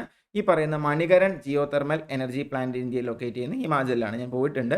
ഹിമാചലിലാണ് എന്ത് ചെയ്യുന്നത്, ഈ പറയുന്ന മണികരൺ ജിയോ തെർമൽ എനർജി പ്ലാന്റ് എന്ത് ചെയ്യുന്നത്, ലൊക്കേറ്റ് ചെയ്യുന്നത്. ഹിമാചലിനെ പറ്റി പറയുമ്പോൾ വേറെയും 1-2 ചോദ്യങ്ങൾ സാധാരണ ഇപ്പോൾ കാണാറുണ്ട്. Highest cricket ground in India. ഇന്ത്യയിലെ ഏറ്റവും ഉയരം കൂടിയ ക്രിക്കറ്റ് ഗ്രൗണ്ട്. ഇന്ത്യയിലെ ഏറ്റവും ലാർജസ്റ്റ് അല്ല, ലാർജസ്റ്റ് നിങ്ങൾക്ക് എല്ലാവർക്കും അറിയാം, അത് നരേന്ദ്രമോദി സ്റ്റേഡിയമാണ് അല്ലേ, ഏറ്റവും വലിയ സ്റ്റേഡിയം എന്ന് പറയുന്നത്. ഇന്ത്യയിലെ ഏറ്റവും ഓൾട്ടിറ്റ്യൂഡ് വെച്ച് നോക്കുമ്പോൾ ഏറ്റവും ഉയരത്തിൽ സിറ്റുവേറ്റ് ചെയ്യുന്ന ക്രിക്കറ്റ് ഗ്രൗണ്ട് ഹിമാചൽ പ്രദേശിലാണ്. അതിൻ്റെ പേര് ചായിൽ എന്നാണ്. ചായിൽ, CHAIL. ചായയൊക്കെ കുടിച്ച് ക്രിക്കറ്റ് കാണാൻ ഹിമാചലിൽ പോയാൽ മതി എന്നുള്ളത് ഓർത്തോളൂ. ക്രിക്കറ്റ് ഗ്രൗണ്ട് ചായിലാണ്, ഹിമാചൽ പ്രദേശിലാണ്, ഓർത്ത് വയ്ക്കുക. അതുപോലെ മറ്റൊന്നാണ് നമ്മുടെ ഏറ്റവും വലിയ ഡാമുകളൊന്നായിട്ടുള്ള ബക്രാനങ്കൽ ഡാം അല്ലേ. ബക്രാനങ്കൽ ഡാം ഹിമാചലിലാണുള്ളത്. പലപ്പോഴും ചോദിക്കാറുള്ളത് ഏത് നദിയിലാണെന്നുള്ളതാണ്. ഏത് നദിയിലാണ്, സത്ലജിലാണ് എന്ത് ചെയ്യുന്നത്, ഈ പറയുന്ന പോലെ ബക്രാനങ്കൽ സിറ്റുവേറ്റ് ചെയ്യുന്നത്. അതും എവിടെയാണുള്ളത്, ഹിമാചലിലാണുള്ളത്. പിന്നെ പറയാനാണെന്നുണ്ടെങ്കിൽ ഹിമാചലിലെ വളരെ പ്രശസ്തമായിട്ടുള്ളൊരു സ്ഥലമാണ് ധർമ്മശാല എന്ന് പറയുന്നത്. ധർമ്മശാല അല്ലെങ്കിൽ ധർമ്മശാല എന്ന് പറയുന്നത്. ഇതെന്താണ് ഇതിൻ്റെ പ്രത്യേകത, ഈ ധർമ്മശാലയിലുള്ള ഒരു കെട്ടിടമാണ് പൊട്ടാല പാലസ് എന്ന് പറയുന്നത്. ഇപ്പം ഞാൻ എങ്ങോട്ടാണ് പറഞ്ഞു പോകുന്നത് എന്നുള്ളത് നിങ്ങൾക്ക് മനസ്സിലായിട്ടോ. നമ്മുടെ രാഷ്ട്രപതി ഭവൻ എന്നൊക്കെ പറയുന്നത് പോലെ ധർമ്മശാലയിലെ ഈ പൊട്ടാല പാലസിലാണ് ആര് താമസിക്കുന്നത്, ദലൈലാമ താമസിക്കുന്നത്. അതുകൊണ്ട് തന്നെ പല രീതിയിൽ ചോദിക്കാറുണ്ട്. ദലൈലാമയുടെ ഔദ്യോഗിക വസതിയുടെ പേരെന്താണ്, ദലൈലാമയുടെ ഔദ്യോഗിക വസതിയുടെ പേര് പൊട്ടാല പാലസ് ആണ്. ദലൈലാമയുടെ ഔദ്യോഗിക വസതിയായിട്ടുള്ള പൊട്ടാല പാലസ് എവിടെയാണ് സ്ഥിതി ചെയ്യുന്നത്, ധർമ്മശാലയിലാണ് സ്ഥിതി ചെയ്യുന്നത്. ആൻഡ് ഇത് മൂന്നും എവിടെയാണുള്ളത്, ഹിമാചൽ പ്രദേശിലാണെന്നും കൂടി എന്ത് ചെയ്യുക, കറക്റ്റായിട്ട് ഓർത്തു വയ്ക്കുക. ഈ ധർമ്മശാലയെ തന്നെ പലപ്പോഴും ലിറ്റിൽ ലാസ എന്ന് വിളിക്കാറുണ്ട് കേട്ടോ. ലിറ്റിൽ ലാസ, ലാസ എന്ന് വെച്ചാൽ അറിയാലോ, ടിബറ്റിലെയാണ്. ബുദ്ധിസ്റ്റ് കണക്ഷനുകളൊക്കെ ഉള്ളതുകൊണ്ടും ഈ ധർമ്മശാല ഒരുപാട് ബുദ്ധമത സന്യാസികൾ താമസിക്കുന്നുണ്ടും നമ്മുടെ ദലൈലാമയുടെ ആസ്ഥാനമൊക്കെ ആയതുകൊണ്ടാണ് എന്ത് ചെയ്യുന്നത്, അതിന് ലിറ്റിൽ ലാസ എന്ന് വിളിക്കുന്നത്. അപ്പോൾ ലിറ്റിൽ ലാസ എന്നറിയപ്പെടുന്ന ഇന്ത്യൻ നഗരം, വിളിപ്പേരാണ്, ധർമ്മശാലയാണ്. അവിടെയാണ് പൊട്ടാല പാലസ് ഉള്ളത്, അവിടെയാണ് ദലൈലാമ ഉള്ളത്. ഏറ്റവും വലിയ ഇന്ത്യയിലെ ഉയരം കൂടിയ ക്രിക്കറ്റ് ഗ്രൗണ്ട് എവിടെയാണുള്ളത്, ഹിമാചൽ പ്രദേശിലാണ്, ചായിൽ എന്നാണ് പേര്. ബക്രാനങ്കൽ ഡാം സത്ലജിലാണുള്ളത്, അത് എവിടെയാണുള്ളത്, ഹിമാചൽ പ്രദേശിലാണ്. ആൻഡ് നമ്മുടെ ചോദ്യം last but not the least, Manikaran geothermal energy plant situate ചെയ്യുന്നത് എവിടെയാണുള്ളത്, ഹിമാചൽ പ്രദേശിലാണെന്ന് എന്ത് ചെയ്യുക, കൃത്യമായിട്ട് ഓർത്തു വയ്ക്കുക. തെറ്റല്ലേ, സംശയമൊന്നുമില്ലല്ലോ. അടുത്ത ചോദ്യത്തിലേക്ക് പോവാം. അടുത്ത ചോദ്യം, ശ്രീ ഭഗവാൻ Mahavir government museum is located in. അങ്ങനെ കണ്ടിട്ടുള്ള ഒരു സ്ഥിരം ചോദ്യമൊന്നുമല്ല, നോട്ട് ചെയ്ത് വെക്കുക. ഭഗവാൻ മഹാവീർ ഗവൺമെന്റ് മ്യൂസിയം എവിടെയാണ് സിറ്റുവേറ്റ് ചെയ്യുന്നത് എന്നാണ് ചോദിച്ചിരിക്കുന്നത്. ഭഗവാൻ മഹാവീർ ഗവൺമെന്റ് മ്യൂസിയം സിറ്റുവേറ്റ് ചെയ്യുന്നത് ആന്ധ്രാപ്രദേശിലാണ്. ഒരു ഔട്ട് ഓഫ് ദി ബ്ലൂ വന്ന ചോദ്യമാണ്, അങ്ങനെ കണ്ടിട്ടില്ല മക്കളെ, എന്നാലും ഒന്ന് നോട്ട് ചെയ്ത് വെച്ചോളൂ. ആന്ധ്രാപ്രദേശിലാണ് എന്ത് ചെയ്യുന്നത്, ഈ പറയുന്നത് പോലെ ഭഗവാൻ മഹാവീർ ഗവൺമെന്റ് മ്യൂസിയം സിറ്റുവേറ്റ് ചെയ്യുന്നത്. ആന്ധ്രാപ്രദേശിനെ പറ്റി എപ്പോഴും ചോദിക്കാറുള്ള ചോദ്യങ്ങളിൽ ഒന്നെന്ന് പറയുന്നത് first state formed on linguistic basis ആണ്. അതായത് ഭാഷാടിസ്ഥാനത്തിൽ ഇന്ത്യയിൽ രൂപം കൊണ്ട ആദ്യത്തെ സംസ്ഥാനം ഏതാണ് എന്ന് എന്ത് ചെയ്യാറുണ്ട്, ചോദിക്കാറുണ്ട്. ഭാഷാടിസ്ഥാനത്തിൽ ഇന്ത്യയിൽ രൂപം കൊണ്ട ആദ്യത്തെ സംസ്ഥാനം ഏതാണ്, വളരെ ഡയറക്റ്റ് ആയിട്ട് ചോദിക്കാറുണ്ട്. അങ്ങനെ ചോദിച്ചു കഴിഞ്ഞാൽ അതിന് ഉത്തരമാണ് ഇതെന്ന് പറയുന്നത് ആന്ധ്രാപ്രദേശ് എന്ന് പറയുന്നത്. 1953 ഒക്ടോബർ 1-ാം തീയതിയാണ് എന്ത് ചെയ്യുന്നത്, ഈ പറയുന്ന ആന്ധ്ര സംസ്ഥാനം, ആന്ധ്ര എന്ന് പറയുന്ന സംസ്ഥാനം ഇന്ത്യയിൽ നിന്ന് രൂപീകരിക്കുന്നത്. ആന്ധ്രാപ്രദേശ് അല്ല, ആന്ധ്ര എന്ന് ഓർത്ത് വെച്ചാൽ മതി. എന്തായാലും ഇന്ത്യയിൽ ഭാഷാടിസ്ഥാനത്തിൽ രൂപം കൊണ്ട ആദ്യത്തെ സംസ്ഥാനം എന്ന് ചോദിച്ചു കഴിഞ്ഞാൽ പലപ്പോഴും ഓപ്ഷനിൽ എന്തും കാണാറുണ്ട്, ആന്ധ്രാപ്രദേശും കാണാറുണ്ട്. അതിനുശേഷം പിന്നീട് ആന്ധ്രാപ്രദേശ് ആവുന്നത് നമ്മുടെ ഒപ്പം, കേരളത്തിനൊപ്പം നവംബർ 1 1956 എന്ത് ചെയ്യുന്നത്, ഇത് ആന്ധ്രാപ്രദേശ് ആവുന്നത്. എന്തായാലും ഭാഷാടിസ്ഥാനത്തിൽ ആദ്യം രൂപം കൊണ്ട സംസ്ഥാനം എന്ന് പറയുന്നത് ഇത് തന്നെയാണ്, ആന്ധ്രയാണെന്ന് എന്ത് ചെയ്യുക, ഓർത്ത് വയ്ക്കുക. അതുപോലെ തന്നെ ഇന്ത്യയുടെ മുട്ടപ്പാത്രം എന്നറിയപ്പെടുന്ന സംസ്ഥാനമാണ് ഇതെന്ന് പറയുന്നത് ആന്ധ്ര എന്ന് പറയുന്നത്, ആന്ധ്രാപ്രദേശ് എന്ന് പറയുന്നത് അല്ലേ. എഗ് ബൗൾ ഓഫ് ഇന്ത്യ, ഇന്ത്യയുടെ മുട്ടപ്പാത്രം. അതുപോലെ തന്നെ ഗ്രാനറി ഓഫ് സൗത്ത് ഇന്ത്യ, ദക്ഷിണേന്ത്യയുടെ ധാന്യപ്പുര. ഗ്രാനറി ഓഫ് സൗത്ത് ഇന്ത്യ, ദക്ഷിണേന്ത്യയുടെ ധാന്യപ്പുര എന്നറിയപ്പെടുന്നത്. അല്ലെങ്കിൽ Kohinoor of India, Kohinoor of India. ഇപ്പം തെലങ്കാനയിലാണ്, ഹൈദരാബാദ് ഭാഗങ്ങളിൽ നിന്നാണ് നമ്മുടെ കോഹിനൂർ ഡയമണ്ട് കിട്ടുന്നത്. അല്ലെങ്കിൽ ഈ പറയുന്ന പോലെ പണ്ട് പറയുമ്പോൾ എല്ലാം ആന്ധ്രയായിരുന്നു. അതുകൊണ്ട് തന്നെ കോഹിനൂർ ഓഫ് ഇന്ത്യ എന്നും അറിയപ്പെടുന്നത് ഇത് തന്നെയാണ്, ആന്ധ്രാപ്രദേശ് തന്നെയാണ്. ഇനി ഇവിടുത്തെ 1-2 പ്രശസ്തമായ അമ്പലങ്ങൾ പറയാനാണെങ്കിൽ, ഒന്ന് നിങ്ങൾക്ക് എല്ലാവർക്കും അറിയാം, തിരുപ്പതി വെങ്കടാചലപതിയുടെ അമ്പലം അല്ലേ, തിരുപ്പതി ക്ഷേത്രം അവിടെയാണുള്ളത്. പക്ഷെ പലപ്പോഴും ഈ അടുത്ത പല ഷിഫ്റ്റിലും കണ്ട മറ്റൊരു ചോദ്യമാണ് ശ്രീകാലഹസ്തി ക്ഷേത്രം, ശ്രീകാലഹസ്തി ടെമ്പിൾ ഏത് സംസ്ഥാനത്തിലാണ് സ്ഥിതി ചെയ്യുന്നത് എന്ത് ചെയ്യാറുണ്ട്, ചോദിക്കാറുണ്ട്. അതുപോലെ തന്നെ ആന്ധ്രയിലെ മറ്റ് 2 പ്രശസ്തമായ സാധനങ്ങളാണ് പുലിക്കാത്ത് ബേർഡ് സാഞ്ചുറി. ഞാനത് അങ്ങനെ വായിക്കുക, എനിക്കറിയില്ല അതിൻ്റെ എക്സാക്ട് പ്രൊനൗൺസിയേഷൻ എന്താണെന്നുള്ളത്. പുലിക്കാത്ത് ബേർഡ് സാഞ്ചുറി, അതുപോലെ തന്നെ പാപികൊണ്ട വൈൽഡ് ലൈഫ് സാഞ്ചുറി, രണ്ടും നല്ലോണം ചോദിച്ച് കാണാറുണ്ട്. പാപികൊണ്ട വൈൽഡ് ലൈഫ് സാങ്ച്വറിയും പുലിക്കാത്ത് ബേർഡ് സാങ്ച്വറിയും എവിടെ തന്നെയാണ്? ആന്ധ്രയിലാണ്. ആന്ധ്രയിൽ നിന്ന് എപ്പോഴും ചോദിക്കാറുള്ള കുറച്ച് പോയിന്റുകൾ ഞാൻ പറഞ്ഞു തന്നതാണ്. നമ്മുടെ ചോദ്യം എപ്പോഴും ചോദിക്കുന്ന ചോദ്യമായിരുന്നില്ല. ഭഗവാൻ മഹാവീർ ഗവൺമെന്റ് മ്യൂസിയം എവിടെയാണെന്നുള്ളതായിരുന്നു. അത് ആന്ധ്രയിലാണുള്ളത്. കൂടെ ഞാൻ പറഞ്ഞു ഭാഷാടിസ്ഥാനത്തിൽ ഇന്ത്യയിൽ ആദ്യ രൂപം കൊണ്ട സംസ്ഥാനമാണ് ആന്ധ്ര. 1953 ഒക്ടോബർ 1-നാണ് ഇത് രൂപം കൊള്ളുന്നത്. ഇന്ത്യയുടെ മുട്ടപ്പാത്രം എന്നും സൗത്ത് ഇന്ത്യയുടെ ധാന്യപ്പുര എന്നും ഇന്ത്യയുടെ കോഹിനൂർ എന്നൊക്കെ എന്ത് ചെയ്യുന്നുണ്ട്? ഇത് അറിയപ്പെടുന്നുണ്ട്. വളരെ പ്രസിദ്ധമായ 2 ക്ഷേത്രങ്ങളായിട്ടുള്ള തിരുപ്പതി ക്ഷേത്രവും ശ്രീ കാലഹസ്തി ടെമ്പിളും ആന്ധ്രാപ്രദേശിലാണുള്ളത്. പുലിക്കാത്ത് ബേർഡ് സാങ്ച്വറിയും അതുപോലെ തന്നെ പാപികൊണ്ട വൈൽഡ് ലൈഫ് സാങ്ച്വറി എവിടെ തന്നെയാണുള്ളത്? ആന്ധ്രയിലാണുള്ളതെന്നും എന്ത് ചെയ്യുക? കൃത്യമായിട്ട് ഓർത്ത് വയ്ക്കുക. എന്നാ പിടിച്ചോ അടുത്ത ചോദ്യം. The Archaeological Survey of India is headquartered in which of the following cities? Archaeological Survey of India താഴെ തന്നിട്ടുള്ളതിൽ ഏത് നഗരത്തിലാണ് അതിന്റെ ഹെഡ്ക്വാർട്ടേഴ്സ് എന്നാണ് ചെയ്തിരിക്കുന്നത് ചോദിച്ചിരിക്കുന്നത്. ഇത് പലപ്പോഴും ചോദിക്കാറുള്ള മറ്റൊരു ചോദ്യമാണ്. Archaeological survey of India was formed in which year? ഏത് വർഷത്തിലാണ് ആർക്കിയോളജിക്കൽ സർവേ ഓഫ് ഇന്ത്യ രൂപീകരിക്കപ്പെടുന്നത്? ആർക്കിയോളജിക്കൽ സർവേ ഓഫ് ഇന്ത്യയിൽ രൂപീകരിക്കുന്ന വർഷം 1861 അങ്ങനെ രൂപീകരിച്ചപ്പോൾ അതിൻ്റെ ആദ്യത്തെ ഡയറക്ടർ ജനറൽ ആയിട്ട് അപ്പോയിന്റ് ചെയ്യപ്പെട്ട വ്യക്തി ആരാണ്? Who was the first director general of archaeological survey of India ചോദിക്കാറുണ്ട്. അലക്സാണ്ടർ കണ്ണിങ്ഹാം എന്ന് പറയുന്ന വ്യക്തിയാണ് 1861 ആർക്കിയോളജിക്കൽ സർവേ ഓഫ് ഇന്ത്യ രൂപീകരിക്കുമ്പോൾ എന്ത് ചെയ്യുന്നത്? അതിൻ്റെ ആദ്യത്തെ ഡയറക്ടർ ജനറൽ ആയിട്ട് വരുന്നത്. അങ്ങനെ രൂപീകരിച്ച ആർക്കിയോളജിക്കൽ സർവേ ഓഫ് ഇന്ത്യയുടെ ഹെഡ്ക്വാർട്ടേഴ്സ് എവിടെയാണ് വരുന്നത്? ന്യൂഡൽഹിയിലാണ്. മക്കളെ 3 ചോദ്യമാണ്, പലപ്പോഴും ചോദിച്ചിട്ടുള്ളതാണ്. ആർക്കിയോളജിക്കൽ സർവേ ഓഫ് ഇന്ത്യയുടെ ഹെഡ്ക്വാർട്ടേഴ്സ് ന്യൂഡൽഹിയിലാണ്. 1861 അത് രൂപീകരിക്കപ്പെടുന്നത്. അതിന്റെ ഫൗണ്ടർ ആരാന്ന് ചോദിച്ചു കഴിഞ്ഞാലും ഒരു പരിധിവരെ അലക്സാണ്ടർ കണ്ണിങ്ഹാം തന്നെയാണ് കാണാറുള്ളത്. പക്ഷെ അങ്ങനെ ചോദിച്ച് കാണാറില്ല. ഏറ്റവും കൂടുതൽ എപ്പോഴും ചോദിക്കാറുള്ളത് who was the first director general of archaeological survey of India? Archaeological survey of ഇന്ത്യയുടെ ആദ്യത്തെ ഡയറക്ടർ ജനറലുമാർ തന്നെയാണ് അലക്സാണ്ടർ കണ്ണിങ്ഹാം ആണെന്നും എന്ത് ചെയ്യുക? കൃത്യമായിട്ട് ഓർത്തു വയ്ക്കുക. സെറ്റല്ലേ? എന്നാ പിടിച്ചു അടുത്തത്. Who was the founder of bank of Baroda? Bank of ബറോഡയുടെ സ്ഥാപകൻ ആരാന്നുള്ളതാണ്. വളരെ ഡയറക്റ്റ് ആയിട്ടുള്ള ചോദ്യമാണ്. ബാങ്ക് ഓഫ് ബറോഡയുടെ സ്ഥാപകൻ എന്ന് പറയുന്നത് മഹാരാജ സയാജി റാവോ ഗെയ്ക്വാദ് എന്ന് പറയുന്ന വ്യക്തിയാണ് ഇതെന്ന് പറയുന്നത് ബാങ്ക് ഓഫ് ബറോഡയുടെ സ്ഥാപകൻ എന്ന് പറയുന്നത്. അടുത്ത ചോദ്യം എഗെയിൻ ഒരു ബാങ്കിനെ പറ്റിയിട്ടുള്ള ചോദ്യമാണ്. Where is the headquarters of state bank of India? SBIയുടെ ഹെഡ്ക്വാർട്ടേഴ്സ് എവിടെയാണ് ചോദിച്ചിരിക്കുന്നത്. SBIയുടെ ഹെഡ്ക്വാർട്ടേഴ്സ് എന്ന് പറയുന്നത് ഇന്ത്യയുടെ എക്കണോമിക്കൽ ക്യാപിറ്റൽ ആയിട്ടുള്ള മുംബൈയിലാണ് എന്ത് ചെയ്യുന്നത്? ഈ പറയുന്നത് പോലെ SBIയുടെ ഹെഡ്ക്വാർട്ടേഴ്സ് സിറ്റുവേറ്റ് ചെയ്യുന്നത്. നമുക്കറിയാം ഇന്ത്യയുടെ ഫിനാൻഷ്യൽ ക്യാപിറ്റലാണ് ഏതെന്ന് പറയുന്നത് ഈ പറയുന്ന മുംബൈ എന്ന് പറയുന്നത് അല്ലെ. ഇന്ത്യയുടെ ഫിനാൻഷ്യൽ ക്യാപിറ്റൽ എന്ന വിളിപ്പേരുണ്ട്. അതുപോലെ തന്നെ സിറ്റി ഓഫ് 7 ഐലൻഡ്സ് എന്നറിയപ്പെടുന്നതും ഏത് തന്നെയാണ്? ഈ പറയുന്ന പോലെ മുംബൈയിലാണ്. മുംബൈയിൽ ഒരുപാട് പരിപാടി ഉണ്ട് കേട്ടോ. ഞാൻ ഏറ്റവും ഇമ്പോർട്ടൻ്റ് ആയിട്ടുള്ള മാത്രം പെട്ടെന്നൊന്ന് പറഞ്ഞുതരാം. ഇന്ത്യയുടെ ഫിനാൻഷ്യൽ ക്യാപിറ്റൽ 7 ദ്വീപുകളുടെ നഗരം എന്നറിയപ്പെടുന്നത് ഈ പറയുന്ന പോലെ മുംബൈയാണ്. ഒക്കെ പോട്ടെ, ഏഷ്യയിലെയും ഇന്ത്യയിലെയും ആദ്യത്തെ സ്റ്റോക്ക് എക്സ്ചേഞ്ച്, ഏഷ്യയിലെ ആദ്യത്തെ സ്റ്റോക്ക് എക്സ്ചേഞ്ച് എന്ന് പറയുമ്പോൾ ഇന്ത്യയുടെ കൂടെ ആയല്ലോ അല്ലേ.